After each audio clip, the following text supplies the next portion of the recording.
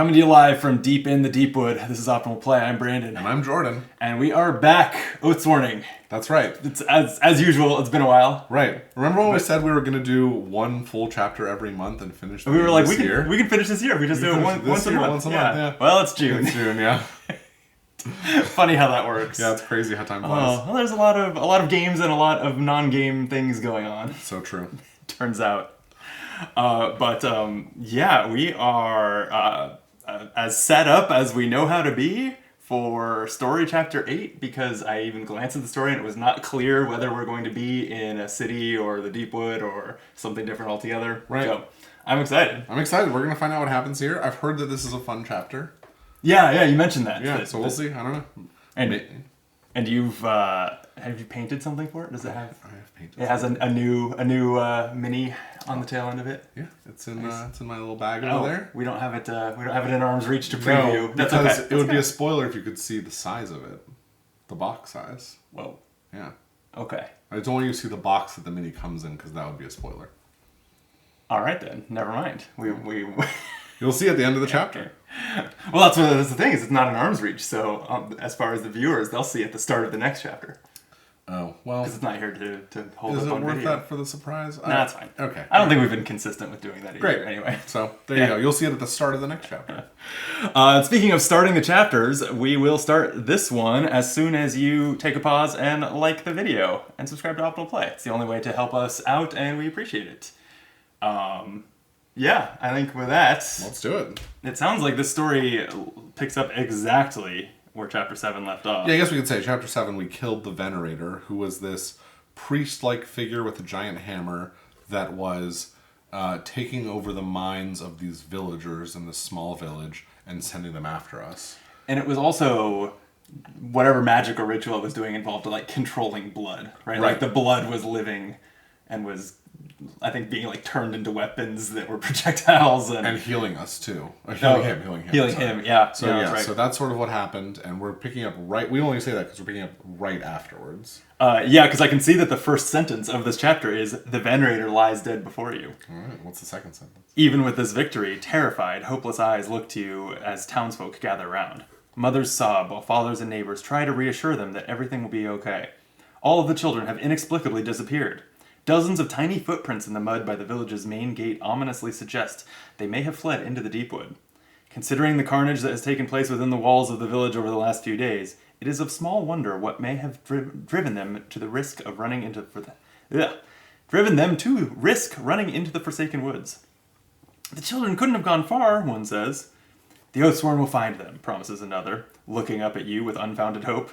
This is not your task here, and the hour is getting late for Varoom. You know you must return soon with the mendicants, or many more lives will be lost. There is more at stake here than one village. You look away from the need in the villager's eyes and face the village banksmith. Thank you, Oathsworn, he says. Without you, we would have been just like the others or worse. My wares are yours. Take what you will. I owe you that much. Reveal all cards from the Chapter 8 common deck. Gain any 4 items from it. Wow. Wow, indeed. Well, we know we need a bow, because you last time I broke my bow.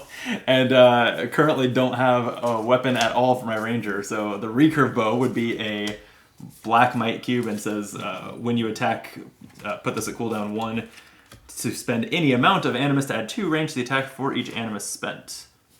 That's cool. And these are the only bows? Yeah. All right, I guess I'll take one. Yeah, I was looking to see if you had bow options, but I don't see any. Put a black might cube on Thera while we're at it. We also have a blessed object. Gain 1 redraw on an attack where you drew 7 or more cards. Jeez.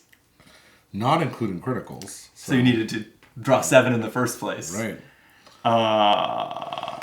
Cool, actually. I kind of think that's pretty cool, because this means you can draw 7 cards when this is in your hand ready to go. It's like an extra redraw, so you can get a little bit riskier with that. A little bit riskier. 7's a lot, so yeah, that's interesting. I wonder if there's another weapon that rewards you for drawing that many cards or something, but I don't see one. That'd be kind of a cool combo. Yeah, I haven't found that the gear cards are like kind of designed to synergize with the weapons or anything. They all just kind of do their own little trinkety things. Yeah, that's true. Like this brooch that says when you attack an enemy's rear, gain empowered 2 on that attack. That seems pretty good. Yeah, that does seem good. Amber Nugget. If you have 3 health or less, battle flow all cards once. It's mixed. I'm not sure how much I care about that. I wonder, I put out the items that I'm planning to run in my character with, so I'm just going to compare and see if there's anything I really want. It looks like the weapon that my Harbinger could take is this evergreen staff, which I have one of anyway. Okay. Oh, or this spike, but that's one-handed. I don't think I want to go. It's a dagger, yeah. I don't think I want to break away from just having a 2-handed staff, so... Yeah. My priest and my bear can't take most of these. It looks like they can take a cleaver, which looks worse than what I've got, or this totem, which also looks a little worse than what I've got. I guess, I don't know. This is the Venerator's Hammer, Condemnation, which does have worse cubes in theory than totem. Although actually 2 reds is probably better than a black now that I think about it. Yeah, it is, right? Because it's 4 upgrades instead of 3. Yeah, I think that's how their relative values stack up anyway. Right. What about this armor? Remove this embroidered tunic has 3 armor and lets you remove 1 status token from yourself for an adjacent character. Oh man, but I feel like you might like this actually, because a lot of your characters can take this. It's 3, but just has a the reinforced leather carapace. So what I have for my archer is Nim's Regret. After playing a 1 cooldown card for its defense value, gain 2 more defense. Oh, that's great. Which is pretty good. Yeah. This obviously then goes into 3 slot. Like it's not just a passive ability. Yeah, but this would also go into 3. This is just 2 move. You have plenty of move. Yeah, both of my characters also have that like once per encounter huge move. It's so they're pretty mobile. So maybe we should look for redundancies because we know we're going to be losing something. Yeah, like maybe we just take a second bow. Yeah, could do that. I do think the Blessed Object is cool. So yeah, grab that. And we've got 1 more. This totem looks kind of cool. When you critical during an attack that hits, add 2 damage and 2 knockback. That could actually kind of go well with this because you're drawing more cards, you're more likely to critical, whatever, you know? Yeah, I mean, if you want to take no, I don't want I'm just saying. I'm just looking, even though I took it, it might be going in the backpack. Yeah. I'm pretty happy with the gear that my heroes has. And one of them is already a level 8 common item, so one of these we haven't even used yet, just got at the end of the last encounter. Alright, so I'm going to throw these 3 in the backpack. You've just equipped that bow. Sounds good. And we're done. Alright. Sounds good. Clean them up. That was That was fun. That was nice. Yeah. just especially because you needed a 4 bow. free items. Yeah, really. Yeah, I made that decision to just like hope I would get a bow by the next encounter, and luckily we could have gone to buy one, or maybe we couldn't have gone to buy one. That's my guess, is that this means there's not the opportunity to just go shopping. And they're like, oh yeah, you probably you might need something. So they didn't want me to take what you need. Like, yeah, that's really funny. Even though I made the decision to lose that bow, knowing I was rolling the dice, the game didn't want to actually punish me for it. Right, that's really funny. Nodding to the banksmith, you take in the scene. Several townsfolk continue to sway in an invisible breeze, staring expressionlessly into nothing. Something is still bewitching them, the banksmith adds. With the Venerator's lifeless body laying in a pool of his own blood, it is clear he is not the source of this witchcraft. You survey the Venerator's corpse, your attention drawn to the book he was carrying as it lays unceremoniously in the puddle of blood beside him. Wrapped in charred leather and bound by thick iron chains, there's something wholly unsettling about the book. You recall that the Venerator had been holding the book throughout the battle, and he had appeared to draw his sorcery from it. Perhaps the book itself is what holds power over these villagers. So we get to choose. Burn it, take a look inside, and take it with you.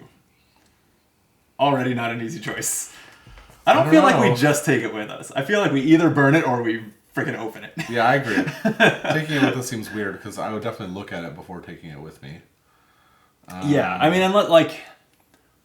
There's at least in a fantasy story, there's you could imagine the correct choice being take it with you, don't open it, take it to some expert, right? That's true. But that seems boring. Let's go with an extreme. Yeah, I'm fine to burn it, but I'm also fine to take a look. I'm always curious. I'm pretty curious. All right, let's take a look. By the way, this is your little defense token. I'm pretty sure that thank you. I'm pretty sure that my Harbinger would want to know what's up in there. My priest too, Mediolius. Yeah, it seems like some Harbinger and priest Mediolius. All right, we're going to take a look inside. All Oathsworn gain an empowered token. Great. You reach out to the book as your fingertip touches the surface, and as your fingertip touches the surface, a revolting wave rolls over you. You lurch to the side and feel yourself falling as the world goes black. Go immediately to the fight. No. Okay. Well, it's titled this as a new location, so The Red you're Sands. up reading. Yeah. It's funny. The previous section was just called Village? Location 21. Oh, really? I don't know what that I saw means before in that it context. said the village. I can't go back. Oh, you can't go back. That probably. I think this goes back. Yeah, there you go. The village. Oh, it says both. Location 21, the Oh, yeah. village. Okay. Yeah. Interesting. All right. Well, now we gotta. Oh no, this is annoying. Oh, look what you've Oh done. You have to my always God. click all the instructions before you proceed. All right, vamp. All right. Take a look inside. Right, I was about to click burn it. Is this where the entire is this story going to be set inside this book? Because that would explain why we were confused about how to set up the game. Right. All right. All right, the Red Sands. You open your eyes and spit red sand. You find yourself lying in a desert, staring up at a pair of orange suns that struggle to illuminate a darkened sky. Rising to your feet, your company at your side, each of you instinctively draws your weapons at the first sense of approaching danger. You are clearly not in the Deepwood any longer. "You're new," observes a tiny voice behind you. Whipping around, you see a girl where there was only sand a moment ago. Her clothing is similar to the style worn by the villagers around Cistercia. Curiously eyeing your group, she smiles pleasantly, revealing a charming set of dimples. "I'm Lena," she continues. "He's got you too now." She then giggles and skips away. "Come with me," she calls back, kicking up sand as she dances away. Is this where the children are? Is she one of the missing children? I think so. That seems likely. Eee. Unless you want to wait around, you have no choice but to follow the child into the desert. Her tiny feet barely break the surface as she flits effortlessly over the sandy terrain, while you struggle to keep pace under the weight of your armor. An uneven patch catches you unaware, and you stumble face first, placing a hand to the ground to stop your fall. The loose silt does not feel like sand, as you quickly realize you are now walking through an ashy waste of burnt, pulverized bone. Eee. You continue to walk for what feels like an eternity. It is impossible to get a sense of time or distance in this place, but oddly you do not tire or crave sustenance. You wonder if this is what death feels like. Finally, you arrive at the edge of a forest, which, like the girl, seems to appear out of nowhere. "This is new," the girl says, motioning toward the trees. "You brought this. Nothing ever changes here, but this appeared when you arrived." You follow the child as she ducks beneath low-hanging branches and pushes herself through the underbrush. This is so they didn't have to include a second board for us to fight on. They're like, "You're in the Red Sands, but there's a forest." the thick brambles, the thick brambles snag your armor and block your vision. Suddenly, you stumble into a small clearing in the forest. A blanket of winter frost covers everything in sight. 6 empty chairs surround a simple table in the center of the clearing. 6 chairs for 6 children, the girl informs you. "Find them and they'll be free. So will you, I think. I don't know how I know that. I can see." This Lena- feels like the hub world for like a platformer video game or something. Right. Like go in each of the 6 directions and Find find the the 6 6 stars, children. right, exactly. And then they'll be in their chairs when you're back in the hub world. That's right, you come back and talk to them. Yeah. All right, well, she says, "I don't know how I know that. I can see," and suddenly screams in pain. Her back arches backwards as she twists and contorts in anguish. "He's killing someone," she screams. Tears run down her cheeks as she writhes about. Then in an instant, she flickers out of existence. This is madness, a nightmare you cannot seem to wake from. Turn your hit point die to 6, ignoring your difficulty level. This represents your sanity in this realm of madness. We are all currently set to 6 already. Right. Losing sanity does not represent losing your real hit points, but may cause some real hit point loss later. Open the journal and read page 50. I don't think we have that. Is that little small book? Yeah. Let me see if I can find it fast enough. As you do, I'll continue reading. Perfect. All alone, you are left only with the child's last words. 6 chairs for 6 children. You move closer to the table to inspect the objects on it. Got it. All right. Okay, so you said page 50? I did. All right. So, there's sanity rules. I guess we should stop and read these? Yeah, probably. Keep this page open throughout the chapter as a reference for the sanity rules. Note the page number down on your free company sheet so you can return here if you need to move to another page for any reason. 50. I think we'll remember. It says health. Your hit point die in this chapter is your sanity. All hit point loss will cause you to lose sanity instead. Your remaining sanity will have an impact on your actual hit points for the encounter at the end of the chapter. If you have 5 to 6 sanity, no effect. 3 to 4 sanity, you're down 1 hit point. 1 to 2 sanity, 2 hit point loss. If ever an Oathsworn is reduced to 0 sanity, they will still play to the end of the story part of the chapter, but will not wake up afterwards. You will be lost forever. That's cool. No forms of healing may be used to increase an Oathsworn's sanity. Wow. If every Oathsworn is reduced to 0 sanity, and it says you will be, and it's in like quotes, lost forever. So I don't know if that necessarily means the character's gone or not. Because it's in quotes. If it was not in quotes, I'd be like, okay, that's the end of the character. Yeah. It's also capitalized, which I think, Yeah. I don't know. Oh wait, there's a section down here. Okay. Oh yeah, being lost forever. Okay, yeah. So if every Oathsworn is reduced to 0 sanity, stop the chapter immediately. Mark 4 boxes on the knockout track, then create 4 new level 8 Oathsworn. That's amazing. Using the quick leveling system, finally restart the chapter 8 story. Jeez. Okay. Incredible. I hope So that happens. being lost forever. All Oathsworn who are lost forever die. Archive all their components, and for each dead Oathsworn, mark 1 box on the knockout track in your free company sheet. For each dead Oathsworn, create a new level 8 Oathsworn. Once your character's been created, return to the storybook. Yeah. Okay. So I guess that happens immediately. Sounds like it. Yeah, it's just strange. Oh yeah, that is interesting. That Yeah, so you would immediately.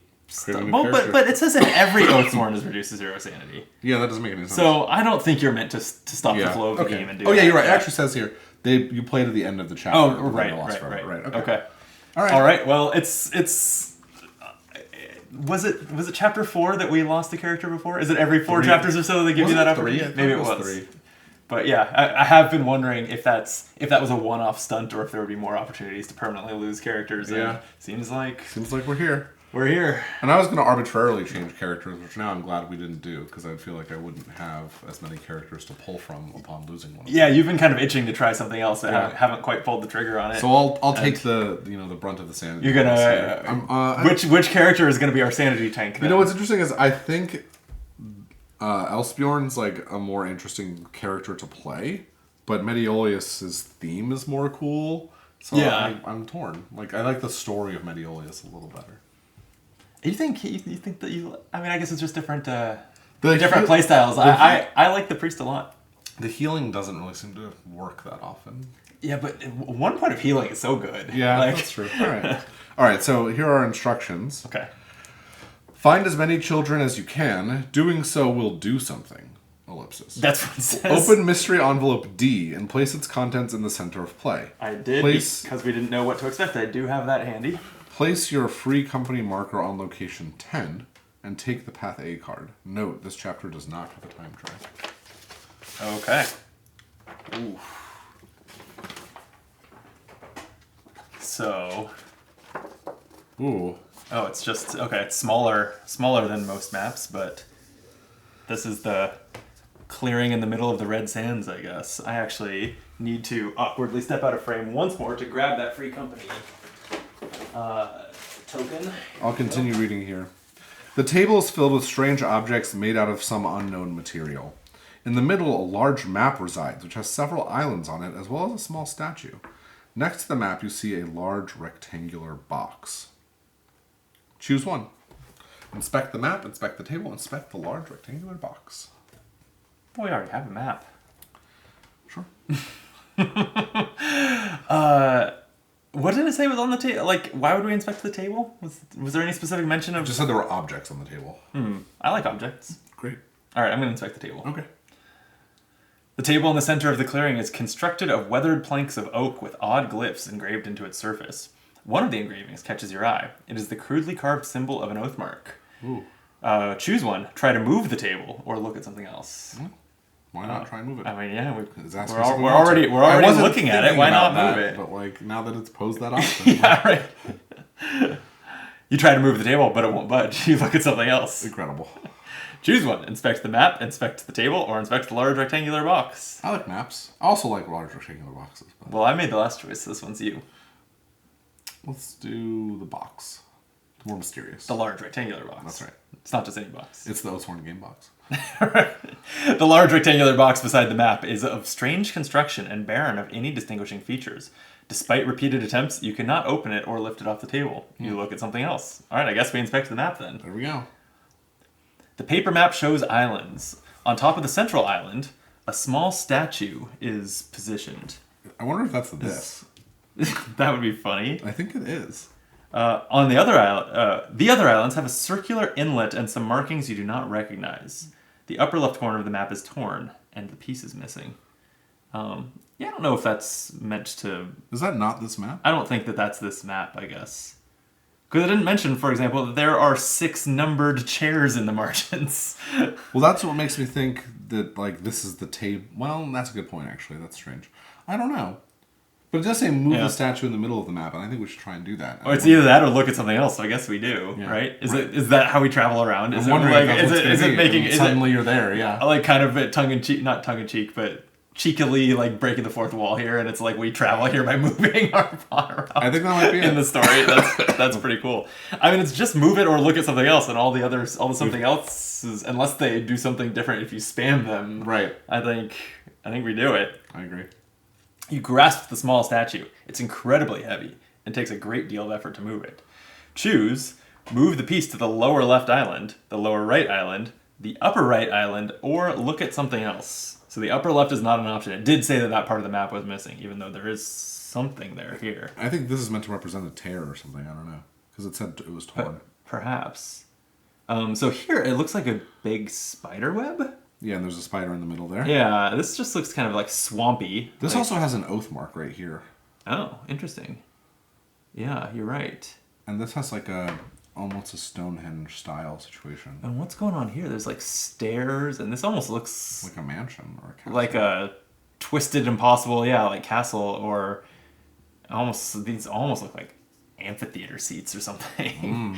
Maybe there's like a gladiator fight happening there or something like that. This is the least interesting. It's just a bog. Yeah, just a bog. I would go for either spiderweb or mansion. Although I'm thinking this oath mark is interesting. That's like the most noticeable detail to me. Yeah, we can go check that out. This is also the one with the most locations on it. There are 7 locations on this island. Yeah, it might 4 be here, 2 here. That's a good point. Yeah, maybe we should think about it that way. I don't know. Lower left island? We're going spidering? All right. Location 20, Chasm. It didn't like say to put it there, but I guess that's what we've done. When you set the statue back on the map, the world around you shatters like glass. Countless shards of unreality swirl in a torrent of chaos. Suddenly, your gut twists and the shattered pieces recombine. You find yourself standing on the crest of a hill overlooking a mammoth, bottomless chasm.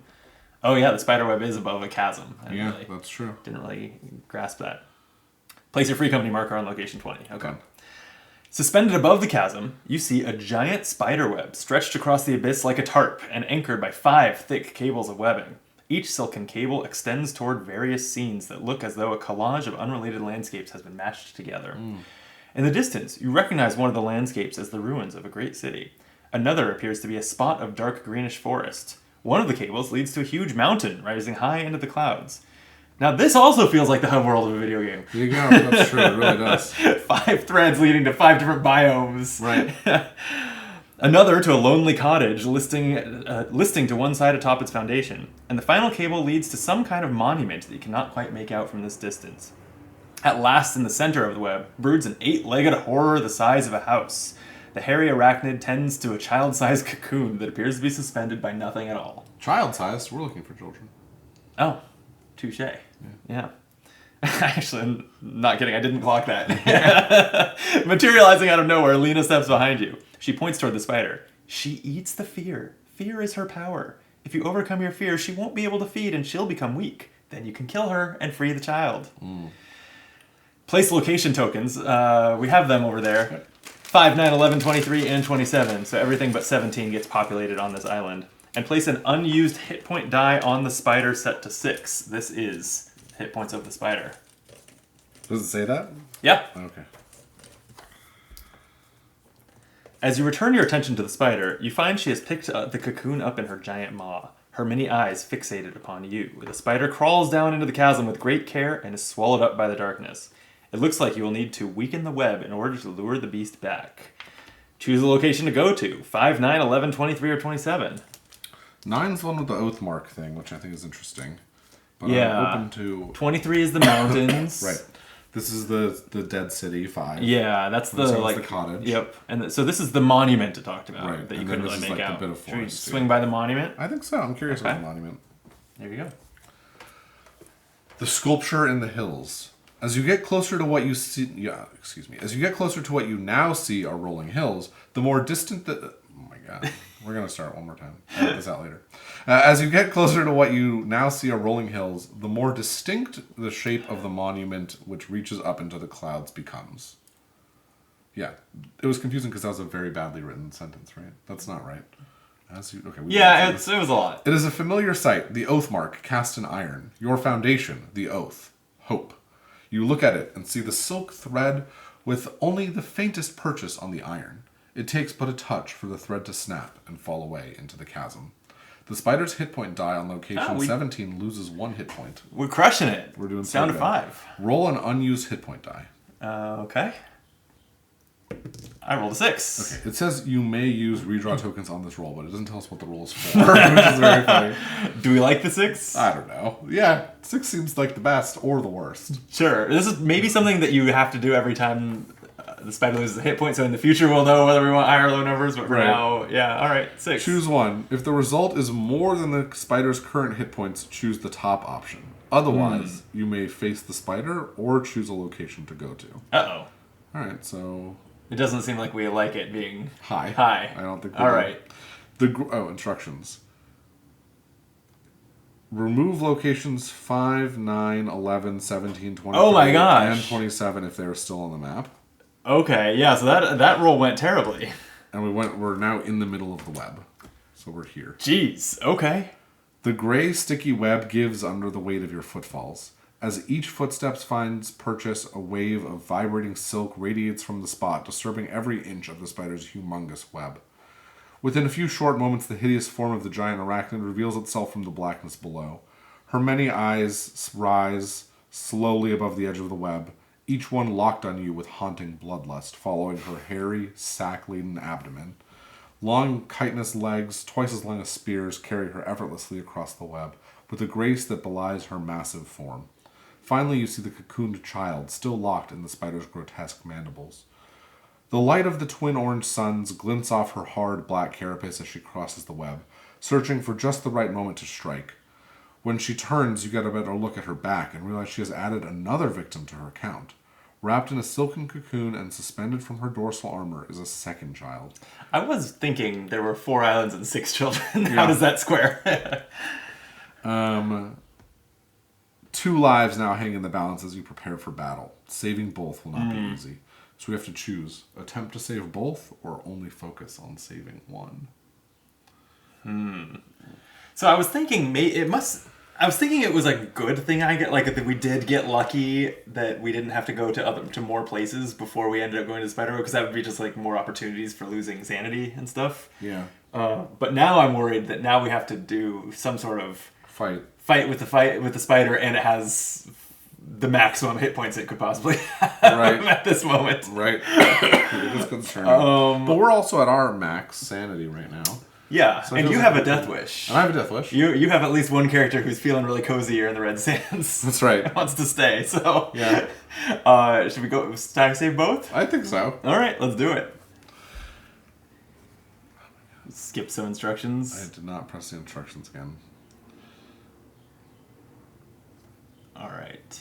Each Oathsworn performs a number of rounds of combat equal to half the number on the hit point die rounded up. So we're going to perform 3 rounds of combat, which is the most we would have to ever perform. Yeah.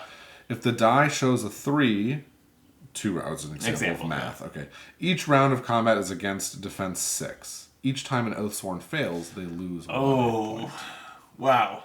This is an opportunity to lose as many as 3 hit points each. Right. Brutal. I don't want to lose my heroes. Yeah. I like them. Yeah. And one of them is still the newbie in the party. That's just like...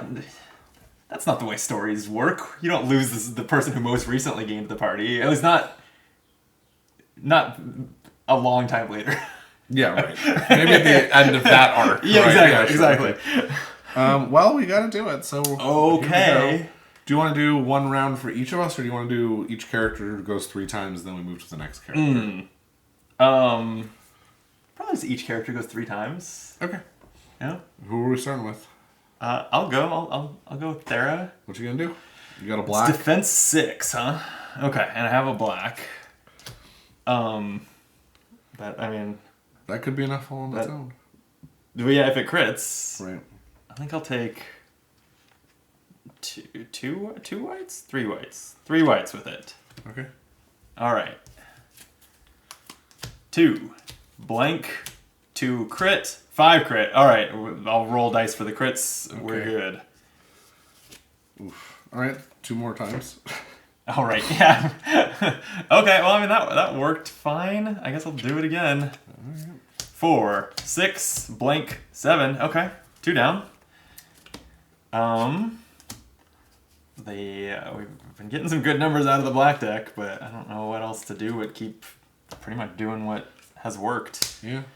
I think I've pulled an exactly average number of blanks on the white. 1 blank for every 3 cards. Okay. So 4, 6, 8, and a blank. All right. Well, so I burned all the crits from the white deck. Yeah. But I also burned an average number of blanks. Mm-hmm. So the deck is fine, is average as far as likelihood to hit or miss from it. Are we going to the obby or are we going to... No, I feel like you should do one. Okay, let's do... Now that I've burned all the black cards from the deck. So let's go with the Ursus. Okay. And I'm going to do the same that you did. Actually, I think I'm going to draw only 2 whites. Ooh, my worry is that the black could be blank and then there's no crits on the whites to bail you out of this. But if the black's blank, I'm going to need to re-roll the black. Oh, you'll use your redraw. Yeah, well, that's because even if I have 3 whites, that's not going to get to 6, probably. Probably, especially when there's no crits. Like, I think we know there's no crits in the white deck. So. Yeah, okay. Oh, I didn't realize black one as low as 3. That's not great. 4, 5. What am I doing? Oof. Okay, well, we'll do a reroll. Okay. For this, I think. All right. Is that crazy? I mean, if it's a blank, it burns a blank at least. Yeah, that's true. And I get the token back if it's blank. Oh, yeah, does that apply here too? The determination rule? I think the determination rule. Well, there you go. All right. And I get another token. It's ground and power. But you lose a hit point. Yeah, here, I'll help you with that. Thank you. And then you want to... Oh, that was only 1. That was your first one. Oh, no. Yep. Okay. Twice more. All right, so we'll go back to doing 3 whites because that's what you did and it worked. Mm-hmm. 4, 5, 6. There you go. Okay, perfect. I do think that there are 2 blanks left in the white deck. 2 blanks off how many cards? Out of 4 cards. Yeah.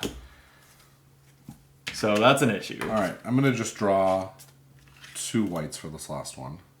Okay. 3 again. A blank and a 1. Well, you have... Well, I might as well try rerolling it, because otherwise I'll just get a new token. Can you spend empowers on these? You can, I think. Okay. Is that what you know what I'm realizing? Yeah, these are rounds of combat, so we do get our might cubes. Okay, I'm going to redraw the black. Another 3. So I still fail, so I get this back, and another empower, and I lose 1 more health, which it seems like, What's the distribution on... there are 2... Yeah, there are 2 3s. So... Only... So you thought a lot more of them were 4s or 5s than they are. Yeah. It's only 2 of the 6 faces on a black die are 4 or higher. Okay. Yeah. All right, that's good to know. So expect a lower result. Expect 3 a lot of the time. Yeah. All right. Okay. Well... Let's... Fresh yellow deck here. Oh, yeah. Harbinger has 3 yellows. And I guess I'll take 1 white. Sure. All right. 3, 6, 9. Oh no, that burned a lot of good stuff. Too good. Oh man, and we know this last card is a blank in the white deck. Yeah. Okay. So here's the thing: if I take it and at least 1 more white, then we shuffle the deck with that blank not in it. That feels, really? Right? Oh yes. How else would you do it? That's right. So here, why don't you shuffle those for me? Okay. I'll take 2 whites and 3 yellows, and I'm definitely gambling on missing. Oh, I gotta lose that. No, I did not miss last time. Yeah. I'm risking a miss, but I feel better about it having hit at least once. Sure. Okay, I'll start flipping these while you shuffle, but I'm committing to 1 more card. Okay, that works. All right, so we've got 3 blank, blank, a blank, and 2. So 3 blanks and not 6. I think I just let that fail. Fair enough. Because I would have to... Yeah, I don't even have enough redraws to bail out of the blanks. So I lose that one, and you're saying the determination rule applies and I get a token? Oh, yeah. Right? You don't have to spend a token for that to gain one when you I believe the right? determination rule applies, yeah. I Okay, think that's then right. I'll take a redraw, please. Yes, sir. And I'm down to 5 sanity with one more round of combat to go. Okay, 3 yellows. I'll do 3 yellows and 1 white this time. You got it. 1, 2, 3, 4, 5. Well, I'll spend a redraw on one of these yellow ones, I guess. Blank. Spend another redraw. And I'm back where I started. Alright, well, You got one more that's token? another... That's just empower. It's not redraw. No, you spent redraws. No, I'm saying Yeah. when you... You're saying I get get one more. Yeah, I thought you meant I had one more. No. Let's take an empower, please. Yes, sir. Thank you. Well, Well, that was painful. That was 2 misses. yeah, that was The spider means business. painful. And I'm going into the red deck now. I'm going to draw 2 reds Ooh. and 2 whites. Okay. For Mediolius, the priest here. 2 crit. 2 crit. Oh wow. Blank. As long as it's not a blank. Blank. Oh no. Redraw red. 4 crit. Jeez, it's a lot of crits. Okay. Well, Alright, one success. Probably too many crits. But we got 2 blanks out of the red deck. That's not bad. And this token goes away. Alright. 2 red. 2 white. Uh-oh. That'll do. Yeah, it will. Nice. 7 and 1. I'm doing the same exact thing. Oh, well. Maybe I'm taking a hit loss here. Yep, that's 3 blanks drawn. Okay. So we'll definitely be taking a point there. All right, but take a token. Yep, I will take that redraw back. Well, we did get 2 characters who, if they do survive to the encounter, are down a hit point now by being down 2 sanity. So That's true. that's rough. Okay, I guess what happens next? Yeah, okay. The fight is an awkward, chaotic affair as the presence of the 2 captive children restricts your battle tactics. You decide to focus on freeing the children first, and manage to cut both free without the loss of either life. With the handicap out of the way, your company is able to do what you do best. Kill. Coordinated blows slice the spider's limbs and crack her chitinous armor. The death blow comes with a kill shot to the head. You watch as its limp corpse topples over the edge of the web and is lost in the abyss below. With the fight over, you look around for the children, but find the cocoons have vanished. They are free now, safe from his eyes, echoes Lena's voice, but the girl is nowhere to be seen. I don't know if I trust this Lena. I think I can bring you back. Suddenly you hear a sucking motion, and the world twists once again.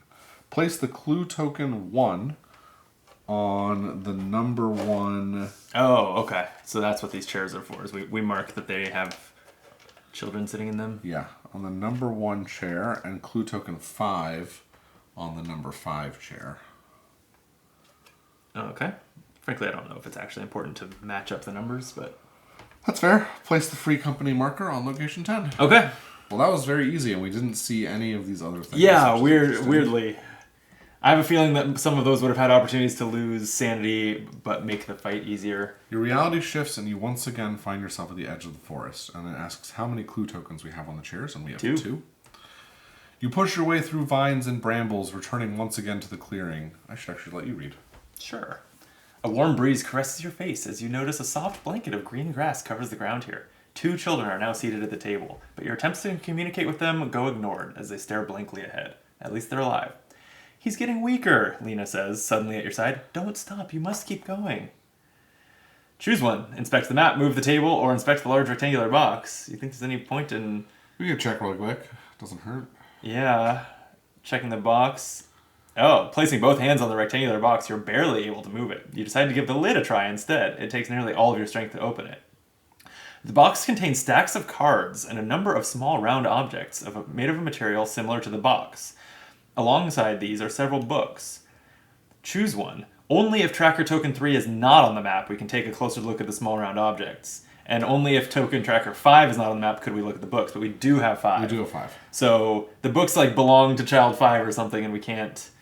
I don't know what's actually happening there, but should we look at the small round objects? Yeah, why not? Okay. Gain a number 3 tracker token and place it on the map next to location 10. Okay. Perform a reasoning check, difficulty 4. I do know we've upgraded one type of things, right? Oh yeah, we've updated. We've gotten done quick-witted, so we have a redraw on barter, threat, and reason. Okay, so how many white cards are we drawing? I guess we can look and see how many blanks are in the deck.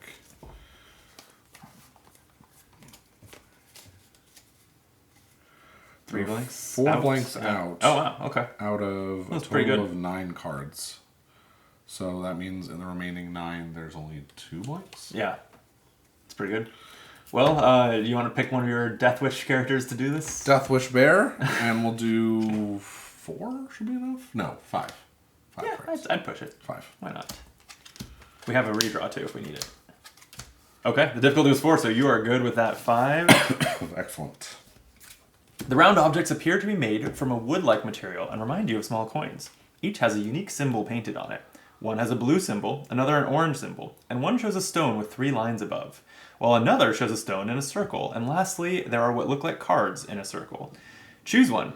Take the object with the blue symbol, take the one with the orange symbol, take the object with the stone and 3 lines above it, take the object with the stone in a circle, or take the object with cards in a circle. I'm very confused. We passed the reasoning check, and so it's like randomly pick a stone. Like we didn't actually do any reasoning on which one to take. I guess reasoning not. was you are able to pick up a stone. I mean, if perform a reasoning check, if you succeed, it goes to that. So Yeah. weird. Okay. What we reasoned was that they remind us of coins. I don't know. All right, which one sounds good? Blue symbol, orange symbol, stone in 3 lines, stone in a circle, and cards in a circle. None of these look. No, I don't. I'm not really deriving any meaning from any of them. No, I don't know. Yeah. Okay. What? Oh. What? Oh. Did you figure it out? These correspond to the battle tokens. Empower is a stone with 3 lines. Redraw is a stone in a circle. Orange is animus. Blue is defense. What does that leave? Cards in a circle. Yeah, that's very good. How did I know? Oh, I passed my reasoning check. That's great. I love it. Wow. This is So very meta for no reason. It Yeah, is. that's great. All right, so Yeah, this whole sequence seems to be a little it's bending the fourth wall. Yeah. All right, So what tokens do we want? I'm always up for defense tokens. That's fine actually, with me. going into a battle, take the blue symbol. Sure. As you grasp a strange object in your hand, you suddenly feel a sense of safety and protection. All Oathsworn gain a defense token. Amazing. Cracked it. Amazing. That's great. That was fun to figure out. You look at something else. Okay. Should we try moving the table then? See if there's any new options there. No, it's it's different writing. Altogether, you push against the table again, but only manage to move it ever so slightly. The moment you let go, the table snaps back to its original position. Having saved some of the children, you can feel whatever power is at work in this place has grown weaker, but not weak enough. You know what I think is responsible for moving the table back to its original position? What? Magnets. You think there's magnets under the All table? magic is magnets. All right, if you say so. Okay, let's inspect the map. The map itself has not changed. Apparently, you can travel through this realm by moving the small statue. Right. If chair 1 is empty, we can go to the lower left island. It's not. If chair 2 is empty, Which it is.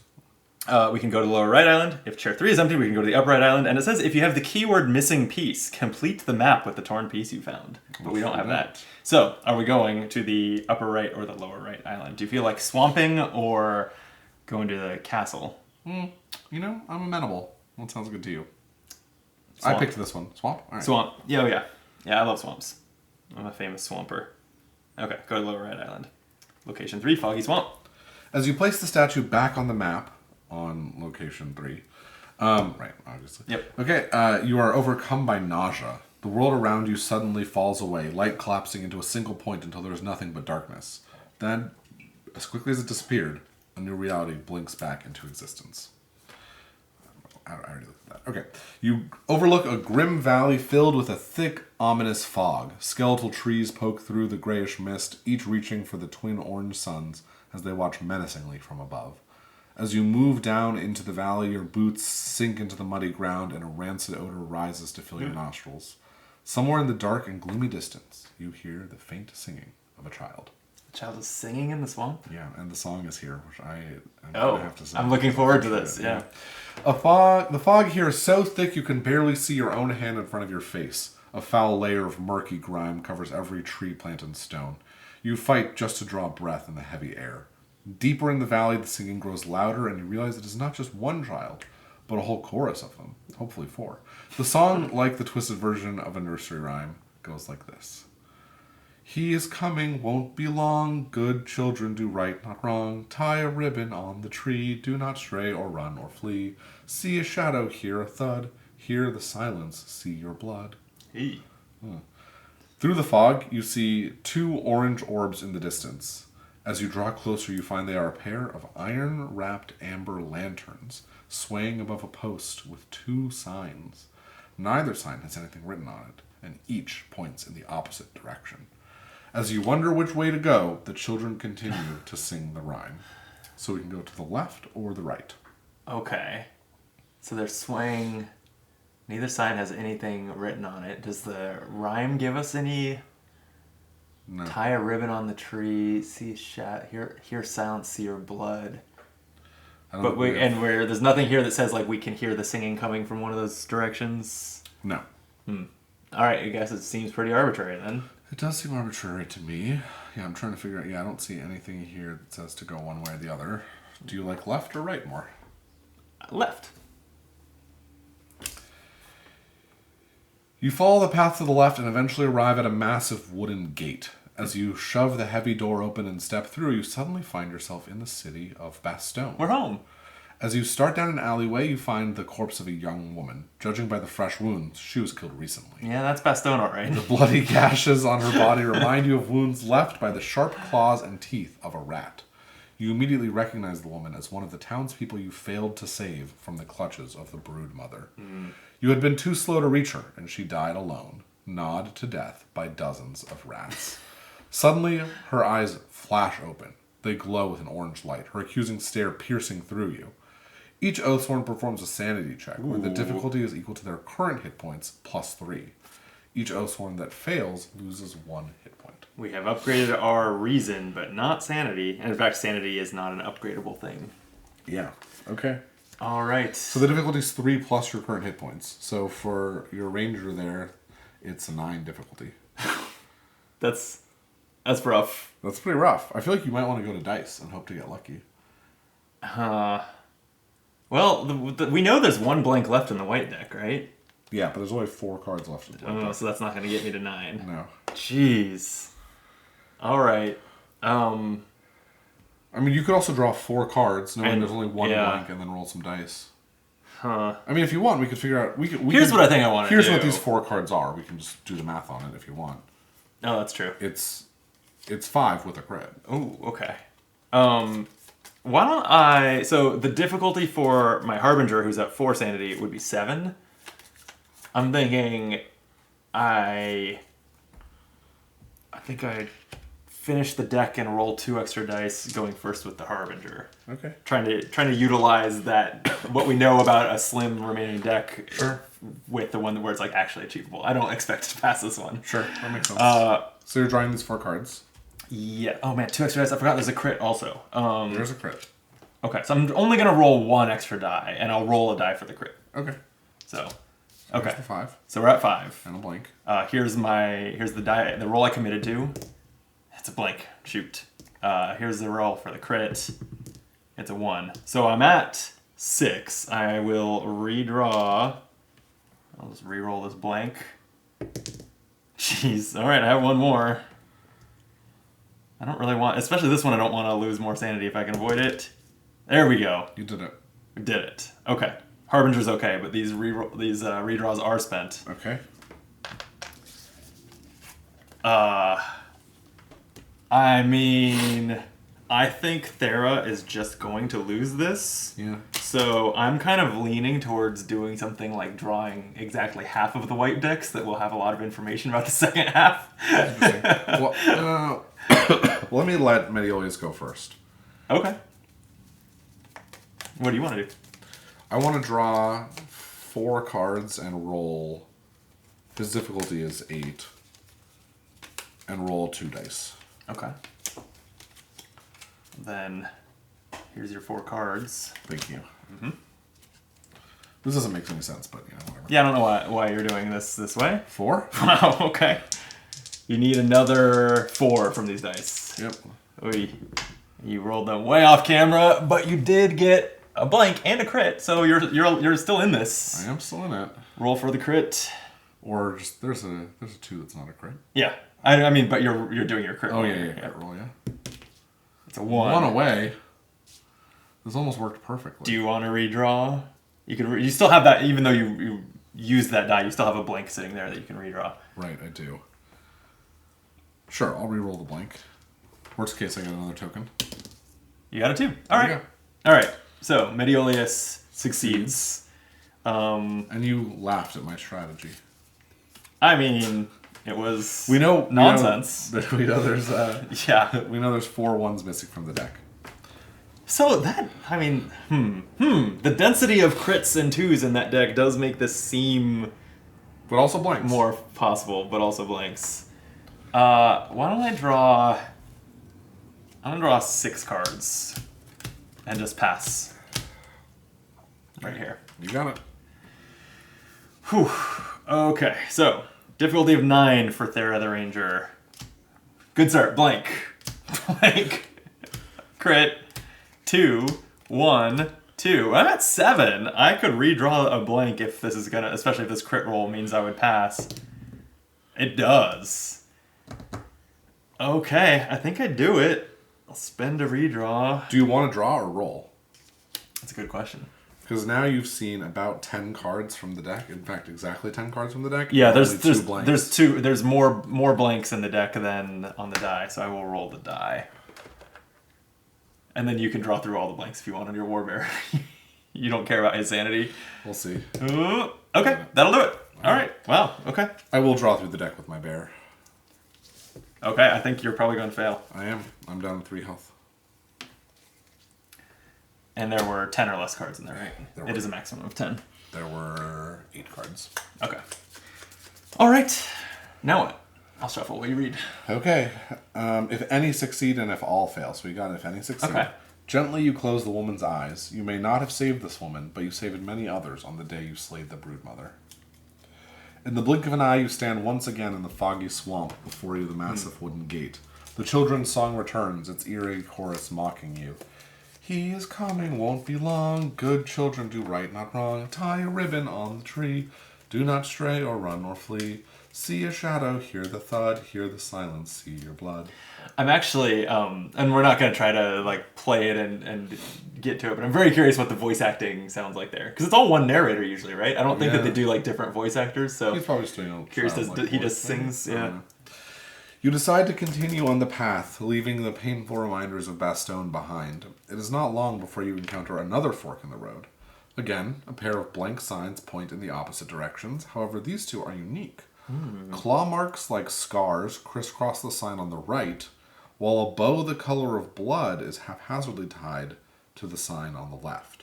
At the base of the post, someone has laid a memorial made of twigs and bone. So it seems like these are harkening back to previous chapters. Like that last one was chapter 1. So on one side we have claw marks. Which chapter do we think that is? I mean, that's so... Yeah, claw marks is pretty vague. Yeah. Like The the bow, the main thing I can think of with the bow would be when we fought like the kind of, was it like a tribe or something with like 5 characters? I think That's some what I them thought of had too. bows, yeah. Claw marks, I don't know, is it just it could just be like the beast that attacked Bastogne, which is not an actual encounter. That's true. Or it could be, I don't know, could be, that's the satyr could probably be considered to have claws. Like, also the purple guys. Oh yeah. They kind of seem claw-like. I vote bow. Bow? Yeah. So that is... To the left. You know what they say, you just keep, if you're like stuck in a maze, just keep going left. That's right. Yeah. Place the free company marker on location 15. Okay. We've made progress, question mark? This is ironically from this 3. If you're facing down, this is the right. That is true. Following the path to the left, the thick fog lifts and you can see buildings of brick and stone. These are not the ramshackle homes of Bastogne, however. They look more like the sturdy, well-built structures of Varoom. Suddenly, a hot blast of air hits your face and smoke stings your eyes as the stench of burnt flesh chokes you. When your vision clears, you see half the city is in flames. Varoom guards toss plague-ridden bodies on top of burning heaps. You look skyward, a pair of glowing orange eyes peer down at you from above. Is this the Beast of Estone attacking Varoom? Something? I don't know. Without any clues, it's impossible to tell if this vision of events is currently taking place or if they have yet to pass. Before moving closer, the flames disappear and a blank wall materializes before you. The sound of children singing is louder and more urgent. He is running through the fog to rest his head within the bog. She is dancing on one leg. Hang her tightly by her neck. See a shadow, hear the thud. Hear the silence, see your blood. The alleyway to your right is lined with lanterns dripping blood. To your left, you see hundreds of tiny faces staring back at you. Looking more closely, you see they are children's toys, dolls hung by the neck from balconies. Choose one, path to the left or the right. Do we want to go to the left, the hundreds of doll faces, or the right is lanterns dripping blood? I feel like doll faces are scarier than blood. I don't know. We see a lot of blood. We don't see that many dolls. So I don't know what the end of that thought is.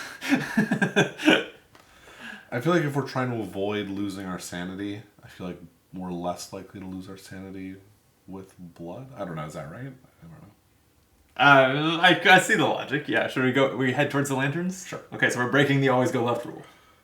You know what? It's up to you. I leave it up to you. No, you insisted. I heard. Okay, I heard you insist. emphatically. I heard you demand. emphatically demanding we go to the right. So Right. what happens now is on you. Okay. All right. Good to me. Place a free company marker on location 25. So nothing really happened game-wise And that's at the 15. left from 15. You trudge through the knee-high swamp water, occasionally finding reprieve on narrow patches of land and rock. The boggy stench has been replaced by the scent of death. So it's like, because nothing happening here, and us seeming to have just made progress, makes me wonder, did we solve some riddle accidentally there? I think we just went the right way, yeah. Yeah, I don't know how we were supposed to know. The boggy stench has been replaced by the scent of death. The buzzing of the flies alone threatens to drive you mad. A splashing sound behind you sets your company on high alert. You turn to see a group of loggers, axes in hand, standing in the putrid water. Their orange eyes glow like fireflies as their bellies swell from the maggots inside them. Gross. Each Oathsworn performs a sanity check, where the difficulty is equal to their current hit points plus 3. Each Oathsworn that fails loses 1 hit point. So this is another round of that same situation. What I'm realizing now is I think we want this bear to die, because if the bear starts like 2 hit points down, which is what's about to happen if I just lose 1 more, It's going to be a tough encounter. Pretty brutal, yeah. Yeah. Kind of interesting. We would manage. We would manage. We'll see how it plays out. All right. This is a fresh white deck, so we can do what we want here. Okay. I wonder if we want to use the fresh deck on the high difficulty or the low difficulty characters. I think the low difficulty characters. So we're starting. Because I think that, we start with someone who wants to pass. Do your best to pass. And then based on what we know about the deck at that point, we could use someone like Thera, who's unlikely to pass, even though she did last time, who's unlikely to pass, to just like draw through the whole deck and reset it if it's bad. Sure. Do you want to do the Avi then? Because you seem nervous about them. Yeah, okay. I need a 7 here. So let's do... Man, 5 cards is risky, but at least we'll have more blank. If I miss, it's because we'll have more blanks out of the deck. Right. All right, 5 cards. 1, 2, 3 with a crit, a blank, 1. Out of redraws here, actually, so I think that's a fail. Yeah, all right, boy, obvious sanity's down to 3. But there are an above average amount of blanks out of the deck. So the deck is good right now. Do you want to do the priest next? Sure. Although this is difficulty 8. Yeah. So I'll draw 6 cards? No, that's too few. 6 seems about right. Are you allowed to use powers on these tests? No, right? I don't think so. Yeah, I think those are just for combat. Alright, let's go 6. All right. 2. Okay. Whoa. I can't see that last one through your thumb. Oh, it's a blank. Damn. I'm also out of redraws. Ugh. Brutal. Okay. Okay, well there's 2 blanks left in this deck of 7 cards. So you can safely draw 6 of them. There's probably a blank at the bottom. We can know what the value is too, and we'll shuffle it back up. That's true. What's the total of the deck? 1, 2, 3, 4, 5, 6, 7 with a crit. Okay. So, why don't I have Thera go and draw all but one? And it's basically, it's a... You need 9, though, so you have to I don't roll have a well. I don't have a redraw either. Yeah, we need to roll well on the crit and have the blink be the bottom card of the deck. Right. Maybe that's not good. Just roll dice. Just roll dice? Alright, fine. Let me get some more dice out. Okay, five. No, 5 dice isn't enough. How many dice are there? Oh, that's plenty. Okay. 6, 7. 7 dice? 7 dice. Sure. What are the odds of 2 blinks on 7 dice? Practically nothing. I got a lot of blinks. Yep. I got a total of 5 with 4 blinks. So I think that's a fail. Down to 5 sanity. Thera, that leaves the bearer. I think I'm going to draw all but 2 cards here, right? Okay. Does that make sense? I only need 6. How much did you say was in there? 7? 7 with a crit. But there's a crit. Yeah, 5 seems like the number. Blank.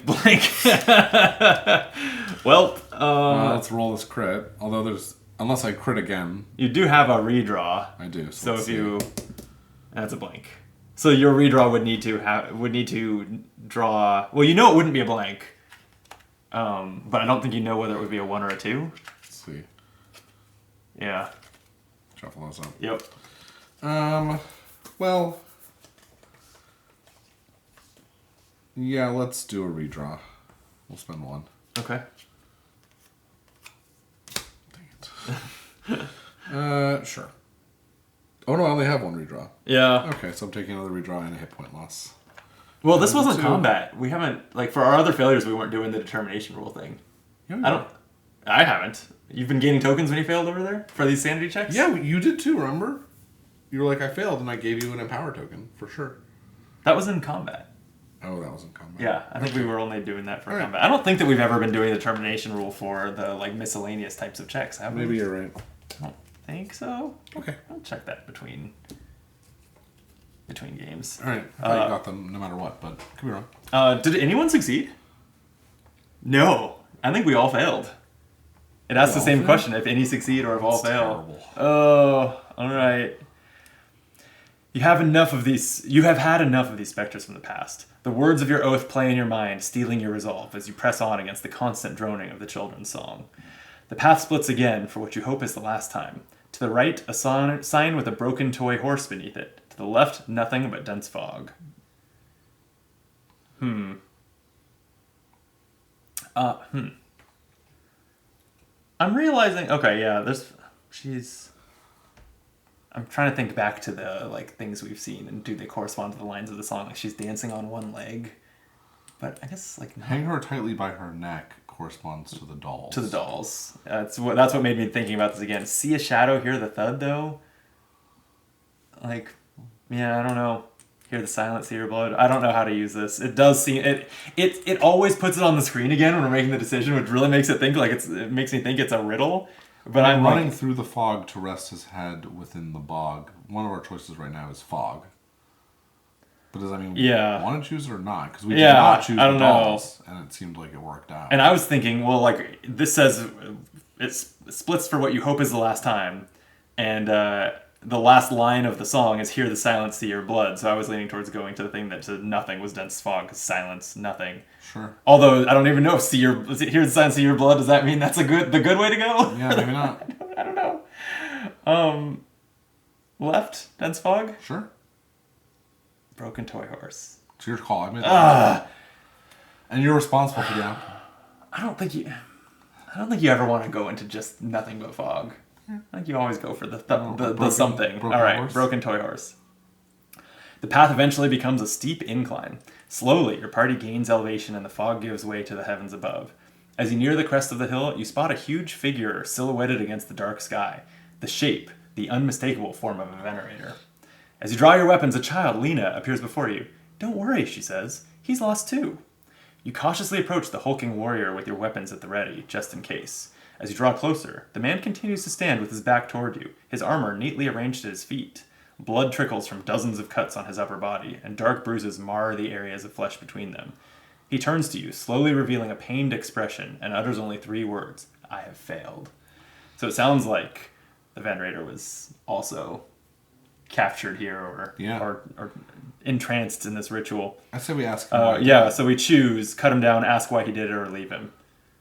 Ask why he did it? Yeah. Is what he did opening the book just like we did? Are we basically like in the same mess he's in? I need to think about that. Maybe ask why he did what? But I guess we'll choose ask why he did it. Well, I'm thinking he's the same Venerator who did all this stuff in the town that we fought last time. Right.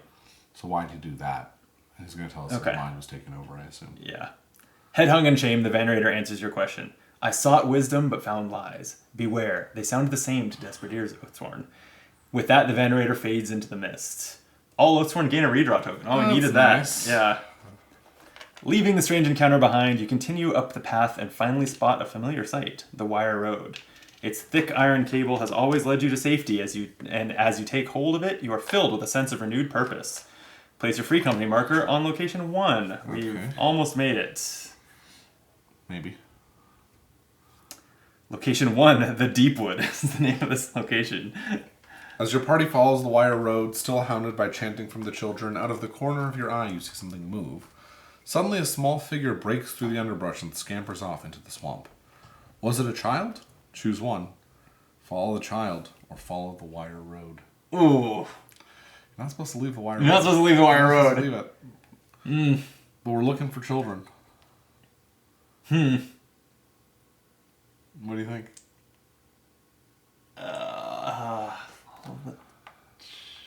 Child? Yeah, I think so too. Alright. You give chase through the boggy landscape, bounding over dead trees and murky water. It was a child, and she runs much faster than someone her age ought to be able to. Even the most nimble amongst you struggle to keep pace with her, but you are not about to give up. Enough lives have already been lost to whatever hellish thing possesses the village and its children. You will not let it have another. Each Oathsworn performs a survival check. Difficulty 6 for the Ranger and the Thracian Blade. No, 6, 5 for the Ranger and the Blade. Difficulty 6, 5 for the Ranger and the Thracian Ranger's good Blade. at tracking. Each Oathsworn that fails loses 1 HP. Oh, okay. I'm just going to get this out of the way. We don't have bonuses on survival checks.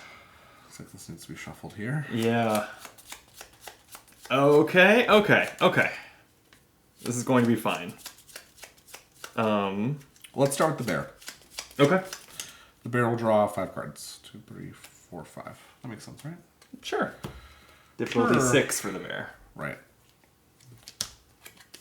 Oh, wow.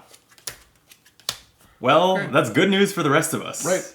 All right. The bear's down to 1 hit point. Yep. You okay over there? Yep. We can take a break. You want to take a break? No, I'm fine. Okay. All right, then let's do the Harbinger next. Alrighty. You have some info here. Yeah, that was 3 blanks. 3 blanks and 5 cards. That's pretty good. Okay. So she only needs 6 blanks 6. in the And deck. also you got out the rest for ones. Yep. So the deck's looking pretty good. Hot deck. It's a hot deck. Do I take 4 or 5 cards is the question. I need 6. I think 4's pretty safe. You think so? No, I don't know. Don't listen to me. Do what you want. I mean, they have an expected value. I think they have an average value of like 1.5. I'm gonna go 5 though. I don't want to just like end up with a bunch of 1s and a 2 and just fall just short. So here we go. 1, 2, 3, 4, 5, 6, and Good there's thing. a crit. But and I rolled a blank on the crit, so feeling good about that. All right, passed with the Avi, and that's another blank out. So the deck remains, I think, pretty good. 4 blanks in the deck. 2 blanks in the deck. 2 blanks in the deck out of 8 cards. Okay, yeah, that's better than average. So we'll do Mediolius here. Difficulty 6. Mm-hmm. 2 blanks in the deck. Your goal is to draw exactly 1 blank and Right. pass, leaving me 1 blank. I think I'll draw 5. I think that made sense when you did it. Yeah, I like it.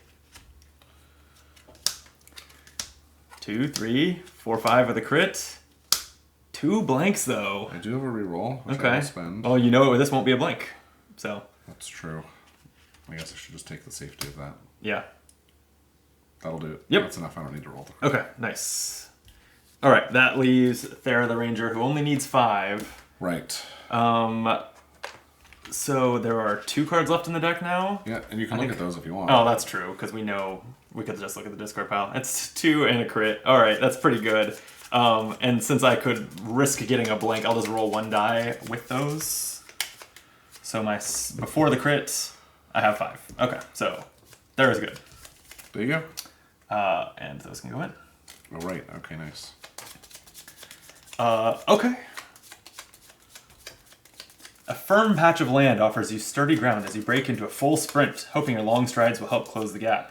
You spot the child as she begins to climb a mossy tree and lunge for her before she ascends out of reach. As your hand takes hold of her arm, she turns her innocent blue eyes towards you and vanishes. Place clue token 6 on the number 6 chair. Okay, very nice. This was 3 was the number that's called for? Yeah. So I wonder if that means we failed to get a child or something, but I don't really know how that would be. Interesting. The chase has taken you far from the wire road, though the distance back to it feels far shorter, knowing you have another child in hand. Green mud sucks at your boots, every stride a challenge as you trudge through the rain. Your hands grip the thick iron cable of the wire road, pulled taut through rings sunken into the trunks of hideous trees. You have lived this moment before. This was the beginning of your journey to Bastogne. Quickly, you look behind you and see Samil still alive. Samil will die soon. Perhaps you can save him this time. We choose one. Take his place on the wire, get ready to fight whatever's coming, stop here and rest, or continue carefully along the wire. Yeah, this was on the way to Bastogne. Something was like attacking the back of our procession, right? That's right. So do we fight what's coming? Do we sub in for him? If you want your bear to die, maybe just taking his place is the way to do it. I think we should warn him and get ready for a fight. Get ready to fight whatever's coming? Yeah. Okay. That's what I'm leaning towards. Okay, let's do it.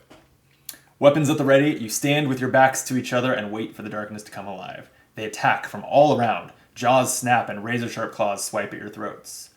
Perform a round of combat against Defense 5. Okay. Okay. It's Defense 5 for everyone. That should be pretty doable. Yeah. Like with Thera, I can go ahead and do a black and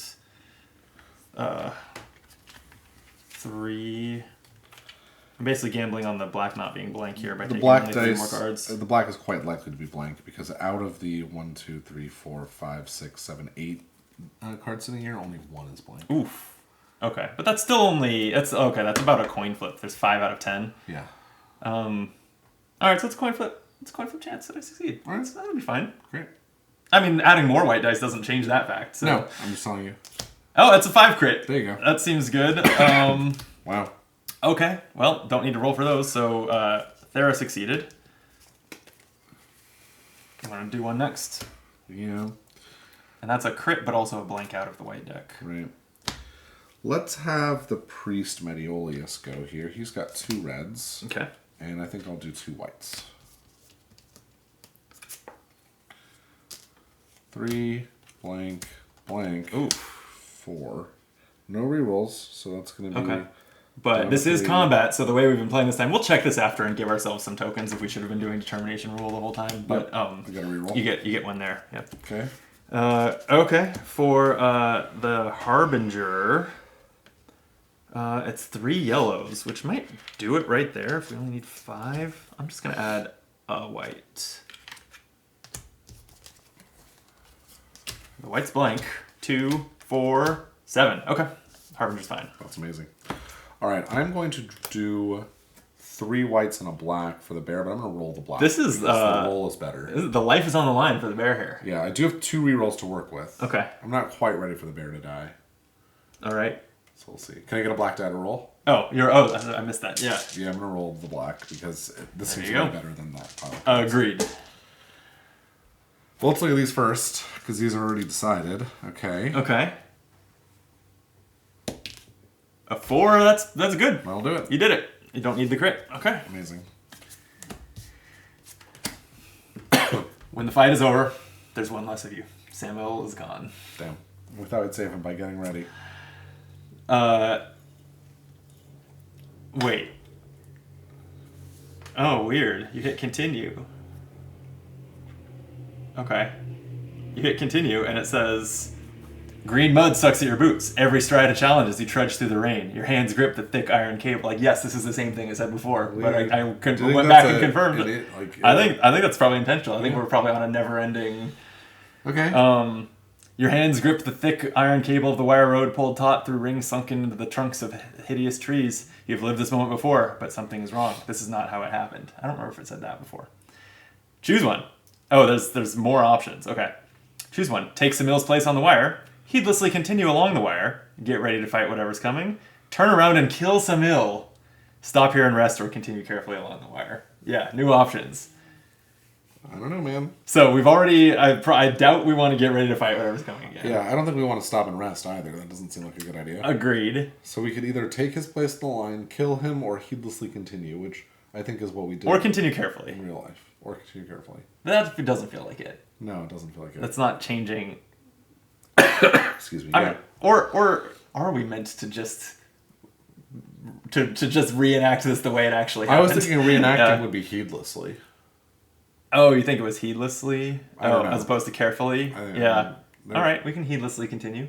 I don't know. That's a new option, right? I think that's new. That's the other reason I lean toward it. Okay. Your journey on the wire road has been unusually quiet and relatively dangerous, allowing you a rare chance to let your thoughts wander. Your attention elsewhere, you uncharacteristically let your guard down. Suddenly, you hear an all too familiar thrum on the wire. You turn to look back and find Samil gone. Despite your best efforts, you cannot find any trace of him. This is how it really happened. Your carelessness cost Samil his life, and you must carry that guilt for the rest of your days. And it seems like you did it.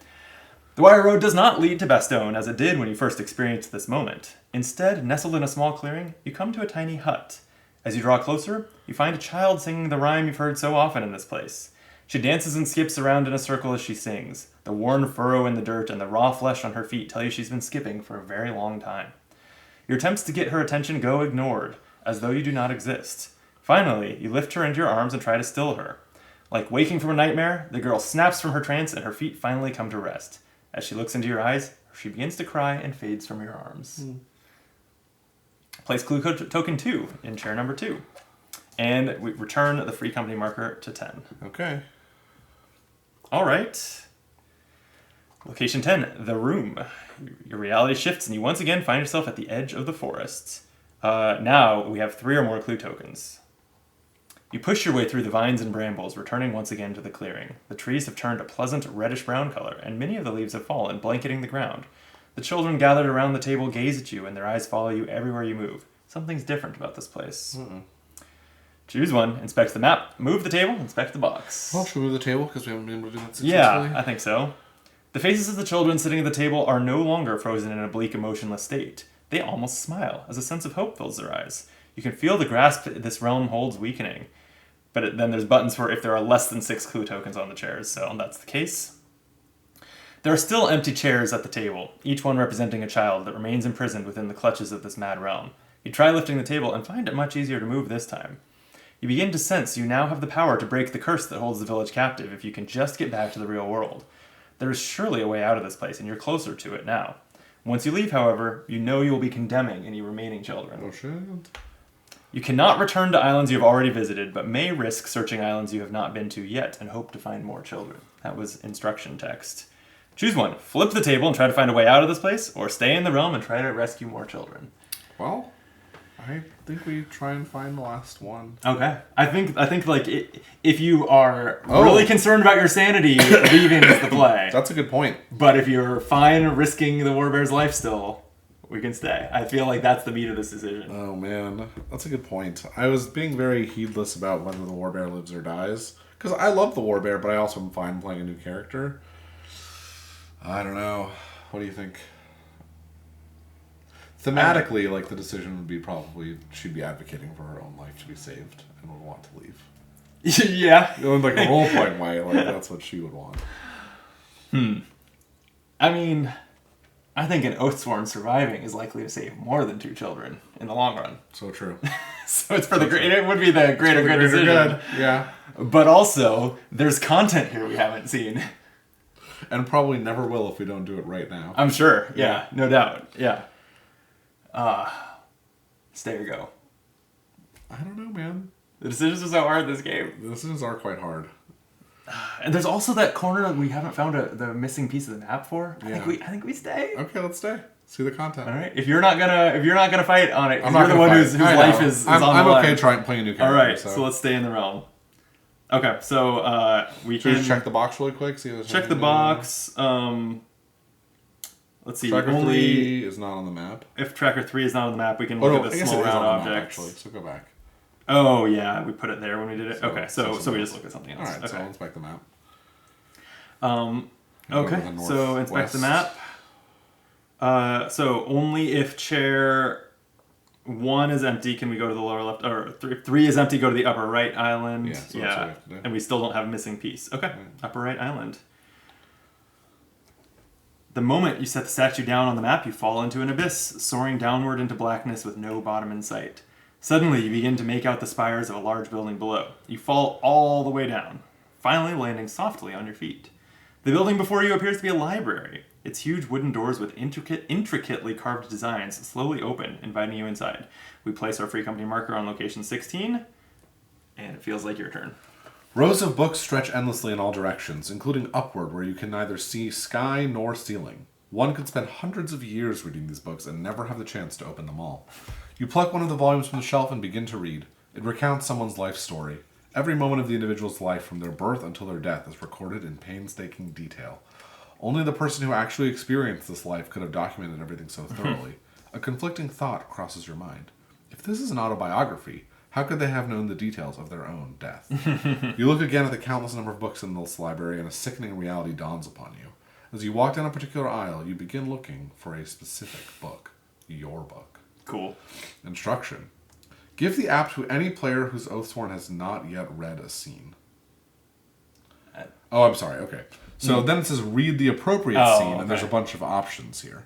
So, would you like to read for your ranger or for the Avi? I'll start with the ranger. Okay, the ranger picks option 1. So you're going to pick option 1 here. Interesting.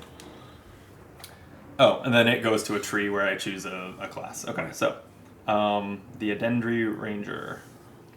As you walk the aisles of books, one seems to call out to you from high above. Scaling the bookcase with ease, you retrieve the book and look inside. The odd lettering is foreign, but somehow you understand what it means. When you look up from the pages, you find a monster dead at your feet. A voice in your mind tells you this beast tried to enter the Witchwood, but you stopped it. This is your purpose in life, grown to defend your homeland. Suddenly, the woods around you morph into the sickly green of the Deepwood, and you realize you are farther from your home than ever before. You are out of reach, and she can no longer compel you to return. You have broken free of her control. After quiet reflection, you wonder if you should go to the Tree Killers. Perhaps you can find a new purpose there, or at least a life where you are free to make your own choices. I choose one. Go to the Tree Killers or return home to the Witchwood. So it's funny. Is the Witchwood sentient? I guess because it refers to it as you're out of her reach. Yeah. Or there's a witch in the Witchwood. Could be. Yeah. Go to the Tree Killers. It's an interesting alternate history to see, or alternate reality to see what happens. I'm gonna do it. I'll do it. You gain a battle flow token. Perfect. High above the ground, away from the threat of man and beast, you move deftly along the thick limbs of Deepwood trees. With the Witchwood at your back, you leave everything you have known behind once and for all. No fate can be worse than never being free. Okay, then there's a button to press if every Oathsworn has read a scene, but otherwise, looks like you're going to read from one of yours. Sure. So I will read for the bear. Actually, I'm going to read for the priest first. Okay.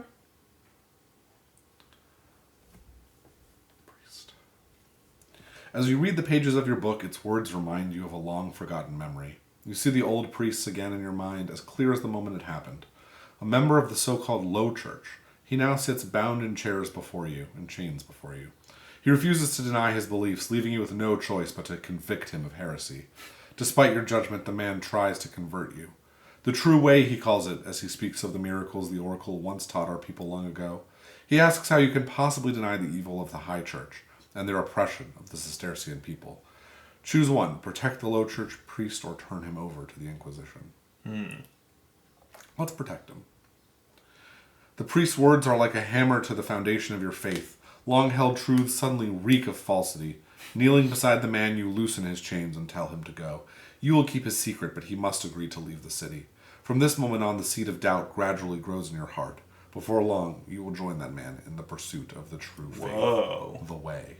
Whoa. You gain a redraw token. The tokens to forsaking your priesthood and joining the low church is right. It's a redraw. Or it's a redraw. Yeah, you know. It's not an power token. That would be crazy. It's a redraw token. Yeah. Right. Let's not go overboard there. Okay, so the Huntress, not the Huntress, the Harbinger. Here we go. A moment from your past begins to play in your mind as you take the book in your hands. You are standing on a balcony, high up in the Eyrie, watching the sun over the Deepwood far below. The eschaton, the great prophecy, tugs at you once more. Do you allow yourself to be drawn into its eddies? Choose one. Decide that your decision was already made, or decide that you need to act to enact the prophecy. Just decide that your decision, or decide that you need to act to enact. These are right. both, Those are both rough. both silly sentences. Basically, it's wondering, is the prophecy already decided, or do you want to choose? You know what? This is the difference that Dumbledore is trying to convince Harry of. You know what? I'm the Harbinger. Yeah. I think it's my job to enact the prophecy. All right. Standing, you leap from the balcony. It was inevitable. Okay. But I'm a bird, right? You are a bird. Well, it's not like suicide. No, it's a plus 2 animus I token. get an animus token. And that was it. That just leaves the bear. Okay, that's a weird one. That was a weird one. The bear is option 2. Here we go. The bear. Fierce, frozen winds whip snow and ice particles off the hillside and swirl them around you in a maelstrom. Despite the howling torrent, you could still make out the thick, black clouds spewing from the dark mountain far behind you as the acrid scent of phosphorus fades with every step. What little armor you possess is free of any markings, but it will not be for much longer. You have just made your first kill, and the first chapter of your saga will soon be etched into its metal. How did you kill the beast? You waited for it to attack in the night, or you tracked it through the mountain for days? So basically, are you a trap or am I a tracker? Proactive or reactive? Yeah. I'm gonna say that I tracked it through the mountains for days. It was too smart to attack me in the night. Yeah, it would have been. Yeah, it would have been right. The Ursus performs a survival. Oh no! Difficulty 5. If you succeed, you gain a battlefield. I wonder if we just picked the right option every other time. Maybe. If I fail, nothing happens. It's not like you're losing your hit point. Yeah. So do I want to just waste this deck? Just burn the deck? I don't know. It's up to you. Well, I'm just wondering what's in here. There's actually 3 blanks out of 9 cards, so yeah, it doesn't really matter. And if you do lose the Ursus before this is over, this token doesn't matter. So I just want to roll 5 dice. It's fun to roll 5 dice. All right. Roll 5 dice. I did it. 2 blanks though. Oh, 2 blanks. Never mind. I did not do it. You've got redraws. Yeah, it's just to get a battle. Just to get a battle token? I'd rather have the redraw. That's true. Yep. All right. Every Oathsworn has read a scene, I think. That's right. Or, wait, you didn't read the rest of yours. Oh, sorry. For 3 straight days, you tracked your quarry, hounding its every step. You finally managed to drive it up into the hills where the ever-changing crevasses in the glacial terrain provided the opportunity to take the beast. And the plan worked. You cornered him at the edge of one of those deep fissures. The beast fought ferociously, but you rammed the creature off the cliff and stood watching it disappear into the abyss below. It was a worthy first kill. Pretty badass. As you carved the first glyphs into your armor, you knew it was only the first of many hunts to come. Damn. Cool. All right, every Oathsworn has read a scene. Oh, but I have to click the instructions. Then click that. All right. As your company comes back together, each of you is left to reconcile the visions you just experienced. One thing is clear to everyone. The path may be written, but the future is not. Reminded of the oath, you reassert your grasp on the here and now. As you consider where to go next, you're drawn to a particular bookshelf. Together you search the bookshelf. There must be something here that connects you, something that helps you get out of here. Open the journal to page 52 and 53 and solve the mystery of the books. I love that. When you have an answer, return here and choose a book. And the buttons are books A through F. And it says here 52 and 53, but 53 is a blank page. So I'm Yeah, just going to assume 52. And it looks like there's 6 books in a row here. We've got Gworn Koob, noticing that Koob is book backwards. Oh, yeah. This says not right. I mean, it says Tan try, but... Yeah, these are all like... The Oath, right? Oh, the Oath. That's the Oh, that Oath, seems promising. right? This is Deer or Thander, but I think it's Read another. Read another.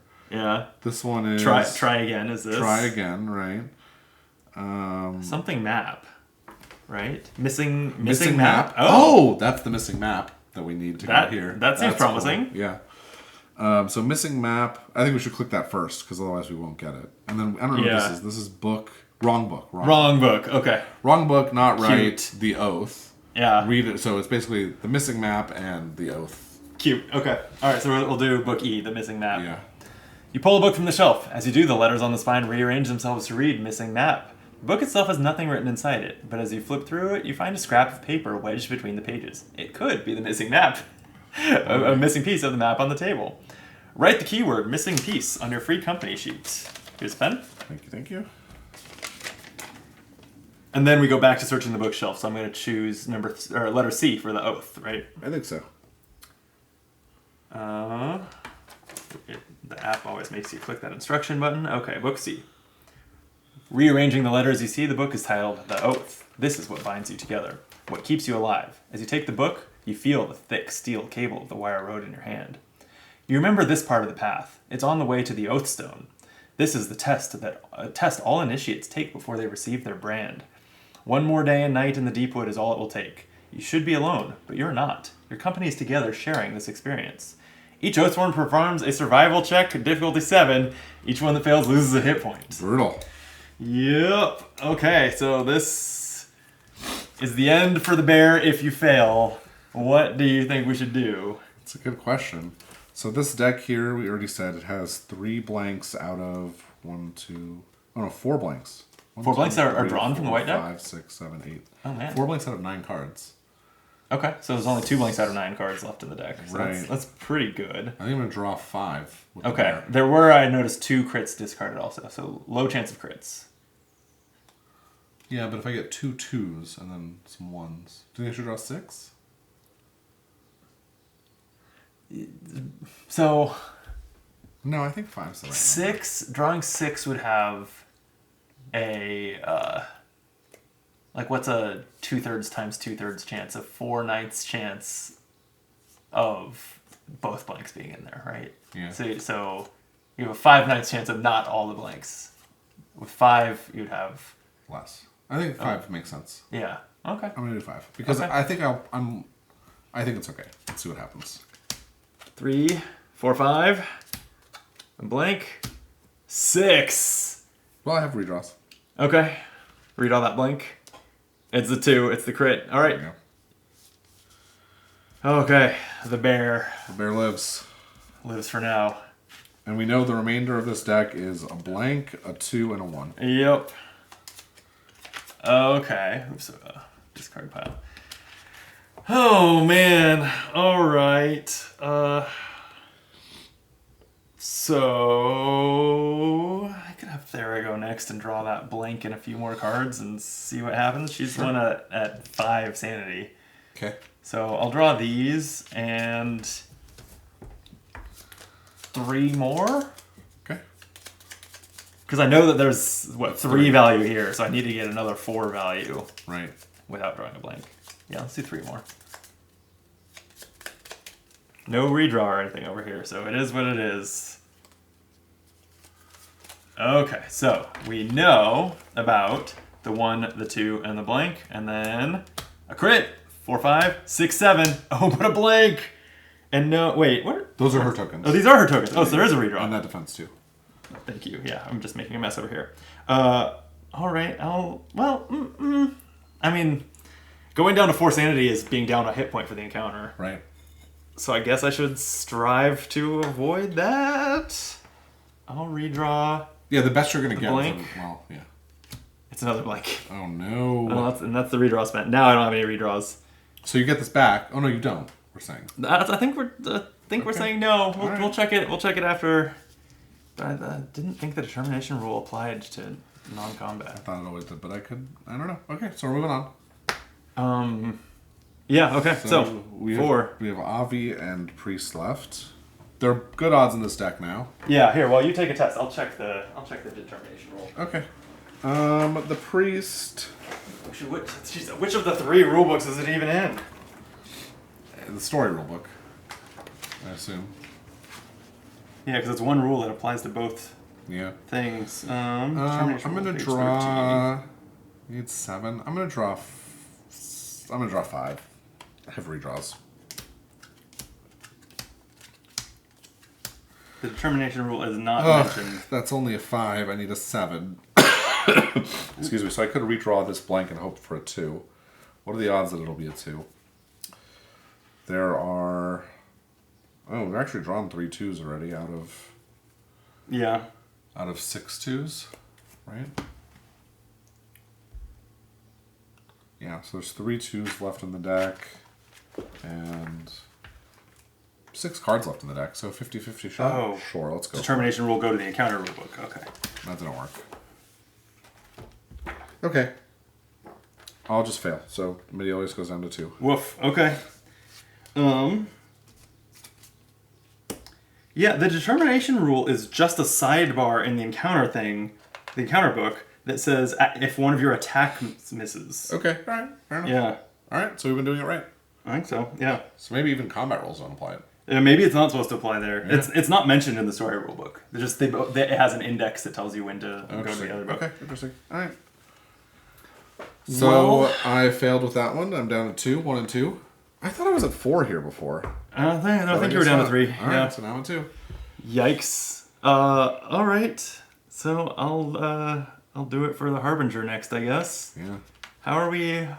I had my nose in a rule book. How are we doing on this? This deck is 1, 2 2 crits, a 1 and 2 blanks. 4 blanks out. 2 2 crits, a 1 and 2 2 crits, a 1 and 2 blanks. I need 7? You need 7. That's so much. I know. I got a 6 with Mediolius. Very silly. Avi has a reroll or a redraw token. All right, I'm gonna take 5 of them. Okay. And if I redraw a blank, I will know that that won't be a blank. Right. Okay. So. Oops, I said 5. There's only 5 in the deck. Well, that's fine. I'll take the 4 that I grabbed. Okay. I thought you said there were 6 cards left. Maybe I 2 2 crits, a 1 and 2 blanks. Oh, okay. I just did the math wrong. All right, I will redraw a blank. For 2 crit. And now I'm rolling for 2 crits. Yeah, I get, because if I draw for the crits, we shuffle the deck without the blanks, but also without the crits. Right. I'll just roll. Woof, that won't do it. That's 6. Brutal. Okay, that's a hit point down. Harbinger's at 2. Alrighty. Yeah, we're all in trouble here. Yeah. But we're nearing the we end. could get real lost. Okay, that leaves the bear, right? No, the bear already went. Oh, we've done all 4 now? The bear succeeded. Okay, we've done all 4. Yep. We got art. Place a free company marker on location 8. Done. We do art. I don't see the art. It's the circle of stones that you can see there too. Right, very cool. Yeah. The memory of the journey you made to the Oathstone long ago is as fresh in your mind as the day you experienced it. You recall the mysterious figure in black that greeted your arrival, the lone soul always there to guard the stone. He's the one who witnesses your oath and brands the mark on your wrist. When you arrive with your group this time, the mysterious figure is nowhere to be seen. The Oathstone itself, thankfully, still stands in the clearing, unspoiled by the corruption of the Deepwood. To your surprise, you see a child hiding behind the massive stone. The young girl cowers in fear as you approach her and extend your hand. Reluctantly, she takes it. Place clue token 3 on the number 3 chair that is on the edge of the map. Okay. Place the free company marker on location 10. And so now It seems like to get the final child, we will need that map piece. Yep, which we have. Okay. So we'll inspect the map. And we have the keyword missing piece, so we'll complete the map. The torn piece of the map you found fits perfectly. After you reunite it with the rest of the map, your reality shifts and you are moved once again. Place your free company marker on location 7. Erase or strike through the missing piece keyword from your free company sheet. Okay. There you go. You stand on an old wooden platform high up in the trees of the Deepwood. Below you, nothing but mist and darkness. Ahead, you catch a glimpse of a child in pigtails as she jumps from branch to branch, heading deeper into the cursed forest. You give chase, carefully navigating the maze of thick tree limbs until you come upon a wide gap too large to cross. The young girl has somehow made it to the other side, where she stands on another wooden platform staring back at you. Spanning the wide gap, you see 4 platforms, each suspended from on high by a set of ropes. You notice the web of ropes can be traced back to an odd mechanism containing a series of levers situated on the branch where you now stand. As you pull one of the levers, some of the platforms raise and lower. You try a few more to see which one corresponds to the various platforms. You realize that each lever can be pulled only once. You will need to decide the proper order to activate the levers in order to make your way across before they reset.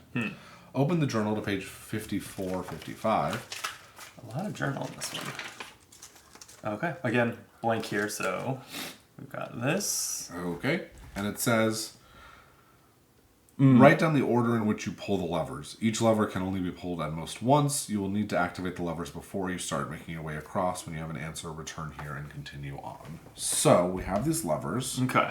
And the switches say on them, so we have these platforms. We have A is high, and then we have B, C, and D are low. It looks like A is at the correct height. But they always toggle when we pull a switch? It doesn't. We don't really know what they do when they pull the switch, but we have A and C and D. Well, it says, as you pull one of the levers, some of the platforms raise and lower. Okay, so yeah, it seems like they toggle. They toggle, okay.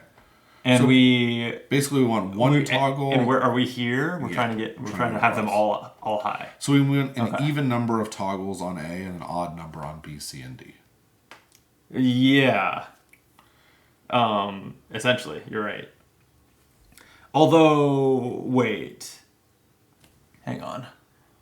You'll need to decide the proper order to activate the levers in order to make your way across before they reset. I'm trying to figure out if there's any, if they need to all be up, or if we need to just make it so that A is up and then we can like move on to A, and then we need B to be up without A dropping and kind of like leapfrog across. Like, I don't know, I guess we can see what's possible. That's interesting. So like... The levers are here, though, just to be clear. So once we're on A, we can't then pull a lever. So it's not like we're sequentially moving and pulling a lever from here. Like we have to pull the levers now. I guess so, yeah. I think. That's what I'm understanding. That would make sense. So it seems like if we pull B, C, that would bring these two up. Or, sorry, those two up. Yeah. But then we need we need D up. And if we pull C and D... okay. Yeah, that's a good idea. Okay. Let's diagram this out. All right. So if we were to pull... what if we did... hang on. So if we go A, C, and D, it'll look like this. Right. And then there is no A and B. Right. There's A and C, and then there's B and C. Great. Right?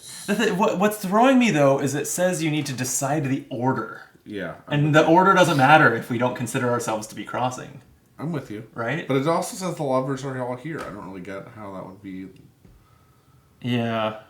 The web of ropes. Yeah. I mean, is it one of us pulling levers while another one tries to cross? Like, it's a little vague. But it seems like we found a solution, only pulling 3 of the levers one time each, right? What throws me is that it says to write down the order you pull them, and... And it says that they can be pulled at most once. Yeah, and the order doesn't matter there, right? Like, what we found was basically just, like, pull everything but 3. Right. Hmm. I'm with you, but I don't understand why the order would matter. I'm a little confused about that. Yeah. Because yeah, it seems like we found a way to have them all there. Well, but the reason the order would matter is it says you need to activate the orders and levers in order to make your way across before they reset. Before they reset? So does each one, like, only momentarily do it? Maybe. So maybe it's A, C, D. So we need... Then we need to pull B, C. Not ACD, that would lower A. Right, sorry. I think we want, like... Well, BC. So we're like, we move on to A, we pull 4, so that BC is up. But then like, B goes down. Like, when do they go down? I don't know. This is a frustrating one. But I don't know what it wants from us.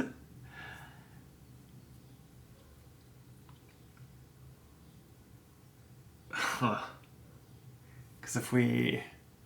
So what did we do before? Yeah. We did ACD, which did this. Yeah. Then we did...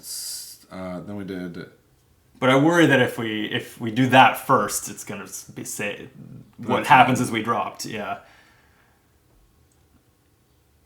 But then we did AC and BC.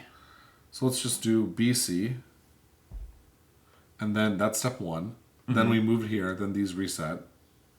Or something. Yeah, but it's like, I don't know. I guess A would reset here, right? Based on the... Oh my god. What if they don't reset? What if it's just like... We have this here, then we pull BC. Yeah, what if we... Then we're here, then we pull AC. So that would be... Like that. And then we pull CD. I don't know. Yeah. Yeah, okay. I mean, so yeah, that's still the same... Ultimately the same... No, I think the way we had done it... I had said it before was with AC and BC. Yeah. Okay, so what were those? We need to lock in what number, sorry, what we're pulling. I said AC. Sorry, I said BC. Okay, so and that's number. I'm gonna rather than write these down, I'm just putting dice down. So okay, so we're pulling 4 first. Right. Then. Wait, no, that didn't make sense. This is then it was absurd. Yeah. Then it was AC. Okay, so that's number 2. So we're like doing that while we're chilling on platform B. And then CD. So we're pulling 4, 2, 3. Right. In that order. All right, sure. That's as good a guess as any. Whatever. All right. Yeah. Oh, geez. Oh, we were... The order thing threw us off. If there's a button that says, if your answer was one of these, and it lists 412, 214, 142, just all combinations of 1, 4, and 2, which was the original thing we had said... And then talked ourselves out of it. I don't know. Should we just give it to ourselves? Yeah, I think so. All right. Because we clearly figured that out and then just... Yeah, why'd they tell us the order thing? I don't know. Before they reset, all that verbiage is really confusing. All right. It seems like they originally wrote a more complicated puzzle and then they're like, this is too complicated. Maybe, and they didn't... Yeah, something like that.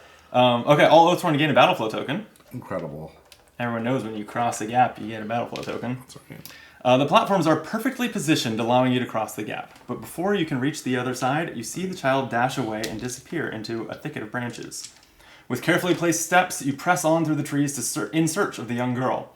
Finally, you find her cowering on a branch crying. She tells you she wants to get down, but she's afraid she'll fall. After a few reassuring words, she extends one of her tiny hands. As you take hold, she vanishes. Place clue token 4 on its chair.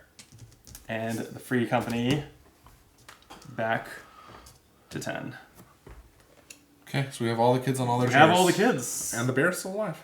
Bear's still alive. Okay. You push your way through the vines and brambles. Yeah, I think that's the same. All right, are we moving the table now? I think so. Move Nothing to. else to do. No, it says move to the table, but it was literally moving the table is what we were trying to do, right? Yeah. The faces of the children. Okay, yeah. You can feel the grasp of this realm holding, but there's 6 clue tokens on the chair, so I'm going to press that button. Sure. You have done everything you can and found every missing child. With an untiring sense of determination, you each grip the table and flip it. Flip the table.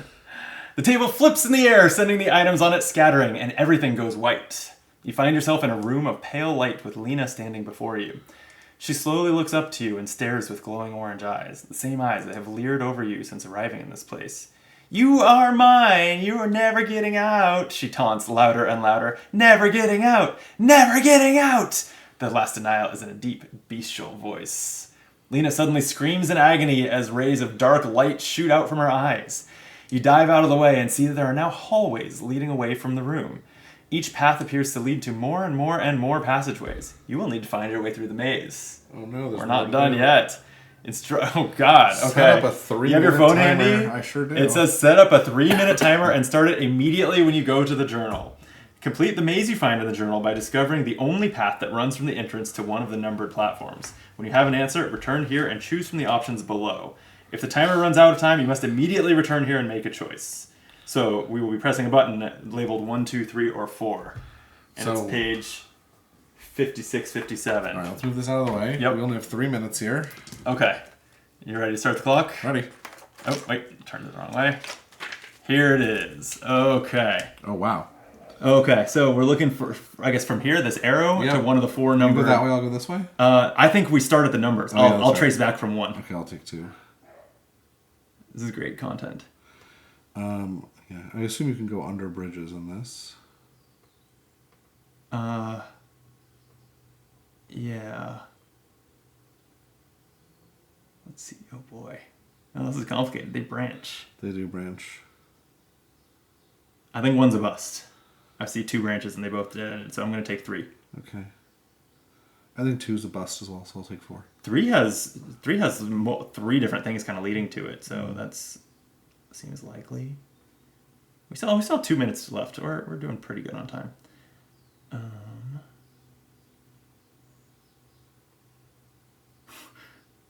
I'm hoping it's 3 because 4 seems to be circular right off the bat. I came in a circle on 3 also, right? Oh, 3 can go. No, that's a dead end. 3 can go this way.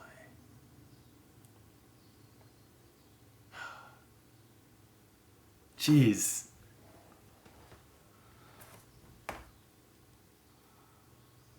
Three can go over here, up here.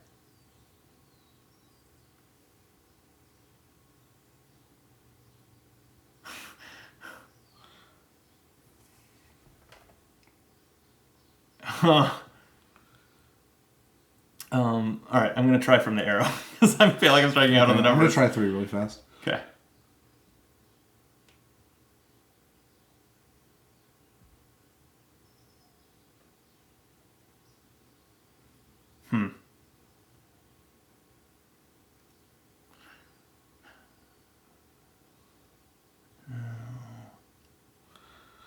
These paths are so small. Yeah. We have 45 seconds left.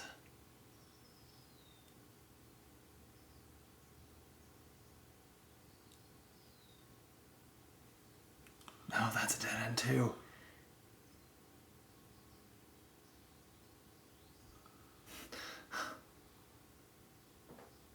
I think it's 3 because I got on this really long path all the way over here. But does that lead to 3 or 4?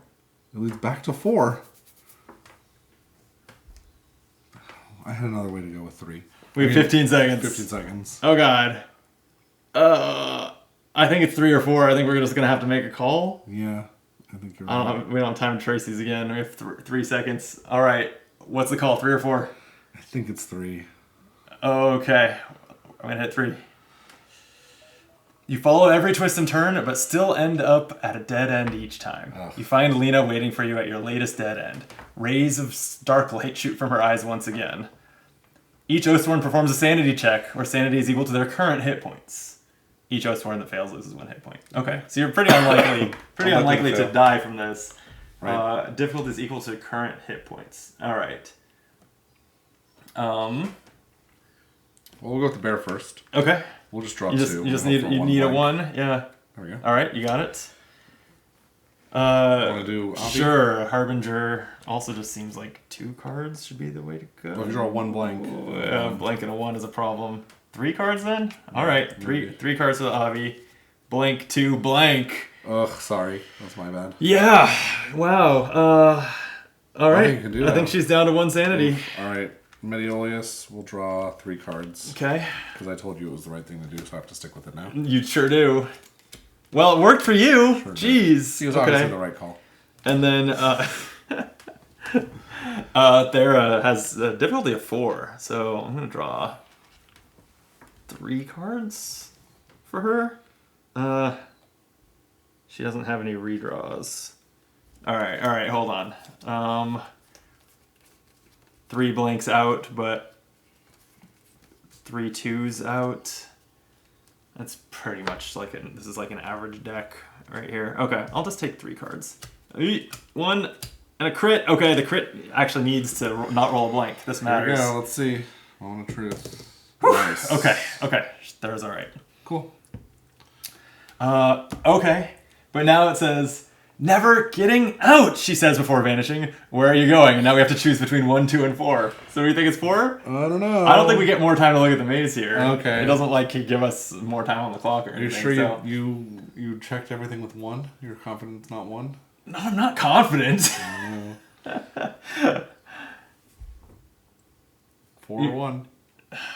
Or 2. I don't know. Could be 2.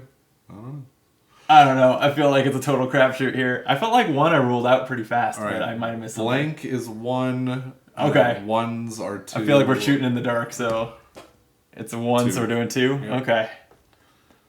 Nope. Exact same thing. Same sanity check again against our current hit points. Oh boy. Okay. So 1, 2, 3, 4 blanks out of... I could lose the Harbinger here. 5, 6, 7, 8, 9, 10, 11 cards and 4 blanks. So 2 blanks and 7 cards. So for the ones that are 1, you just have to not draw double blank. Right, so draw 2. So draw 2. Right. Because the odds of you drawing 2. Right. Okay, so I'll go ahead and do the Harbinger. Okay. Her life is on the line here. Okay. All right. I'll do the Warbear. All right. Good. Oh, just. Yeah. So 1 blank left. Actually, we can just look at these. There's so few cards. 3 cards, 2 1s and a blank. Okay, you want to just use those for the priest? Done. All right. And then and Thera has the hardest one, but also the most sanity. So hopefully she doesn't. I don't think she's gonna die here. But after that shuffle, give me 4 cards. You got it.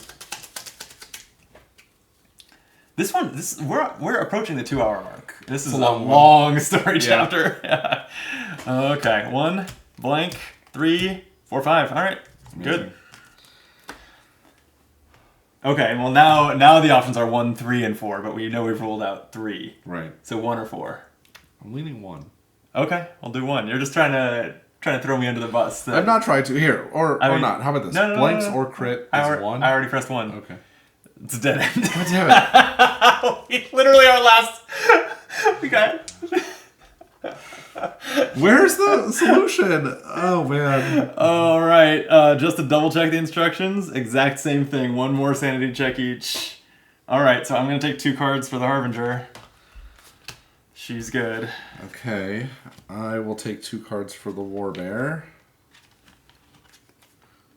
All right. She's good. So the deck has left in it. Oh, quite a bit actually. Yeah. We'll draw 3 cards for the priest. 1. There's only 2 blanks out. Oh. Yeah. Let's see how many 2s are in there.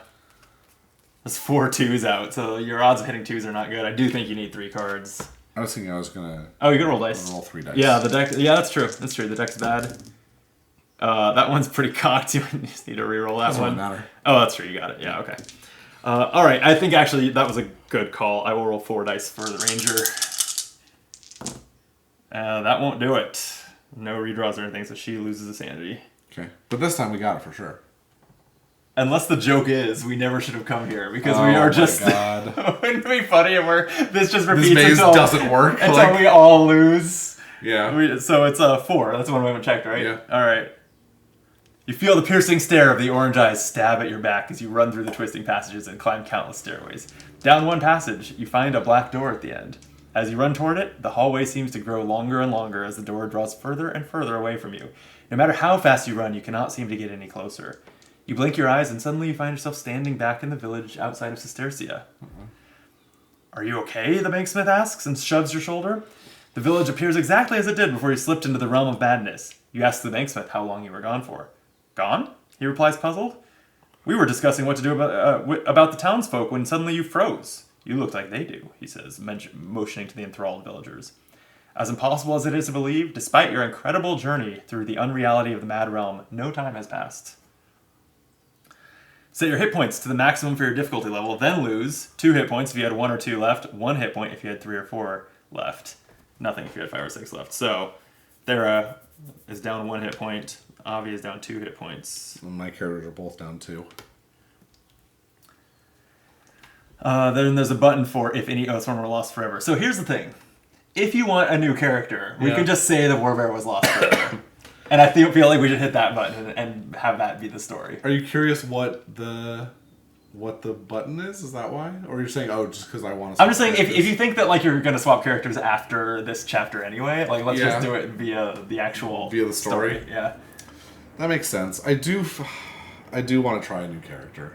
So, the Warbear didn't make it out of the maze? I think that's fine, yeah. Alright. Even though we're really good players and the Warbear did make it out of the maze. Of course, yeah. Despite us Despite the maze. The turn left every time strategy did not work. No, it did not. Okay. So I'm going to press the button saying that says, if any Oathsworn were lost forever. Right. Alright.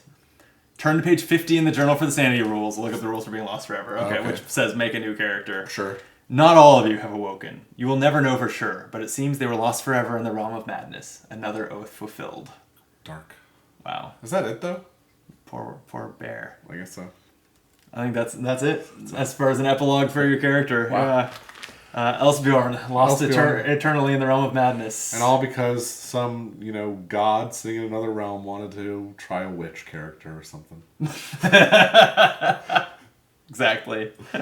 The details of what exactly happened are difficult to remember, but one vision is fresh in each of your minds. You recall the image of a lair in the woods and a haunting glow from the orange eyes of a young girl. Lena? As you look past the open village gate, a gut feeling tells you the child is out there not far from here, and you must move quickly if you hope to find her alive. You owe her that much. We're trying to save her still? She seemed like she had a real heel turn there at the end. Yeah, maybe it's not her, Yeah. Plunging into the Deepwood, you head in the direction your gut tells you. It is as if you see through Lena and can now sense her direction. It does not take you long to find the lair. Coming upon the entrance to a cave mouth, you see the children bound like marionettes in the trees, their glowing orange eyes silently scanning the area like sentries. This is exactly how I found Gamel's son just before you encountered... The satyr's massive frame crouches next to some small cages. As with paternal care, it places a wailing child into each one. Inside the cages, you recognize a few of the little faces belonging to the children you saved from the realm of madness. Those lucky few cry and tremble at the sight of the massive beast, while others among them stand silently, lost under the satyr's sway. The satyr taps a tree-sized staff against the wooden bars of each cage he passes, sending a ripple of fear through the conscious children. Each time, the creature draws in a long, deep breath, literally inhaling the terror it has generated. When the beast turns back in your direction, you see there's a girl bound to the top of the giant staff. You recognize her. It's Lena. Jeez, she's hanging from its staff. Jeez. Thanks to the image from her, you know where the sentinels are, and you think you can find a way to the satyr without raising the alarm. The time has come to end this, once and for all. Perform a stealth check. Difficulty 8. Add 1 to the result for each clue token around the board edge. So because we saved 6 children, we have +6 to this difficulty 8. So difficulty 2. Alright. Does anyone have any redraws? Yeah, the priest has 2. So priest should probably do this? Sure. Just in case? Okay. We'll draw so just 3? I think so, yeah. Yeah. That should do it. A blank, and a 1. Alright. Redraw the blank. Is this your only redraw? I have 2. Okay. Oh no, I only have 1. It needs to not be another blank. Oh no! We should have rolled that. I don't even know if we should have rolled it after getting 2 more blanks out. I think our odds should have felt pretty good. Yeah. Alright, well, if you fail, as you attempt to slip past the line of child sentries, a set of orange eyes fall upon you. Then another, and another. Suddenly, a deafening chorus of shrieking cries explodes through the Deepwood. Beyond the screaming, you hear the pounding hooves of the satyr as it stomps towards you. If you have the mystery chest, open mystery box 2. Mystery box 2 we've done before, right? That's the satyr? Yeah. Yeah, okay. If you do not have a mystery chest, open mystery envelope 2. It's funny that it tells you to open mystery box as if it's like new, but proceed to chapter 8 encounter in the encounter book. You have been ambushed. Mark the ambush box for this chapter in your free company sheet. Bummer. Ooh, okay. And the encounter is another piece of art of the satyr. After the encounter, continue the epilogue. Well, that went... Other than your character not actually going insane and us deciding to just push her over the brink, Yeah. this went pretty badly. Yeah. We're down some hit points and we're ambushed. And that ambush was all off that one check at the end that we worked pretty hard to make very easy. Couldn't have made it any easier than it was. Right. Other than having more tokens left. Right. Yeah. Man. Let's just pretend I rolled that. It would have been a It blank. was a anyway. blank. So Yeah. All right. Well, so I you don't feel can't kick bad. yourself. Yeah, that's right. That's how that works. That was wild. It was very long. It was long. It was fun. It was fun. Using this book is cool. I'm gonna Yeah. go back after this video ends and trace the correct path from the 4. Right. Without the time pressure. But the time pressure was cool. Yeah, and you would need the time pressure, otherwise you're just going to be hunched over this for 15 minutes. That's right, trying to find the path, yeah. Probably with 4 players, you could have each taken one, and maybe that would have, it was probably... But your heads would all be like butting against each true. other. That's like, true. Standing over it. Someone would probably take a picture on their phone. And That's right, yeah. Oh, man. The book Unscrambling was a little too easy. I wish that was Yeah. more exciting. All in all, I feel like the puzzle, like the journal puzzles so far, which were mostly in this. I don't think we've done that many before, but No. I feel like that type of stuff in board games is like more miss than hit for me. I think that's right. And here too. Yeah. Yeah. I think they're fine, but they're fun. Yeah, because you end up with situations where you're like we had the one with the platforms which we lost only because we were just like completely baffled as to what it was actually asking. Right. The maze I think was the best one because it was theoretically fair. Right. And just really hard. Right. And had the time limit. The books thing, was too easy. Too easy. Yeah. Kind of cute, but Yeah. that was it. Yeah. Nice art of books. I guess. So we'll be back. We'll be back soon for the rematch against the Satyr. That's right. With a new team member. The new team member. Right? Which I haven't decided on yet. Okay. Well, now off camera is Will the be time. Yeah. I think because we'll go on and play this today in real time. Right. Now is the time, but we'll end the video first. So, rest in eternal insanity, Elsbjorn. That's right. I was gonna say rest in peace, but I don't really think that's what happened to her. I don't think it's a rest in peace situation. No. Maybe she'll find the Venerator and they'll make a life together. Maybe. Yeah. Why not? We can tell ourselves that. Yeah, we can tell ourselves that. Seems fine. Yeah. Sounds lovely. All right. Well, thank you for watching. One last call. Hit those buttons below the video. That helps us out a lot. Jordan is a regular on the Game Brain podcast. If you want to hear more from him, I don't know why you would, but you could.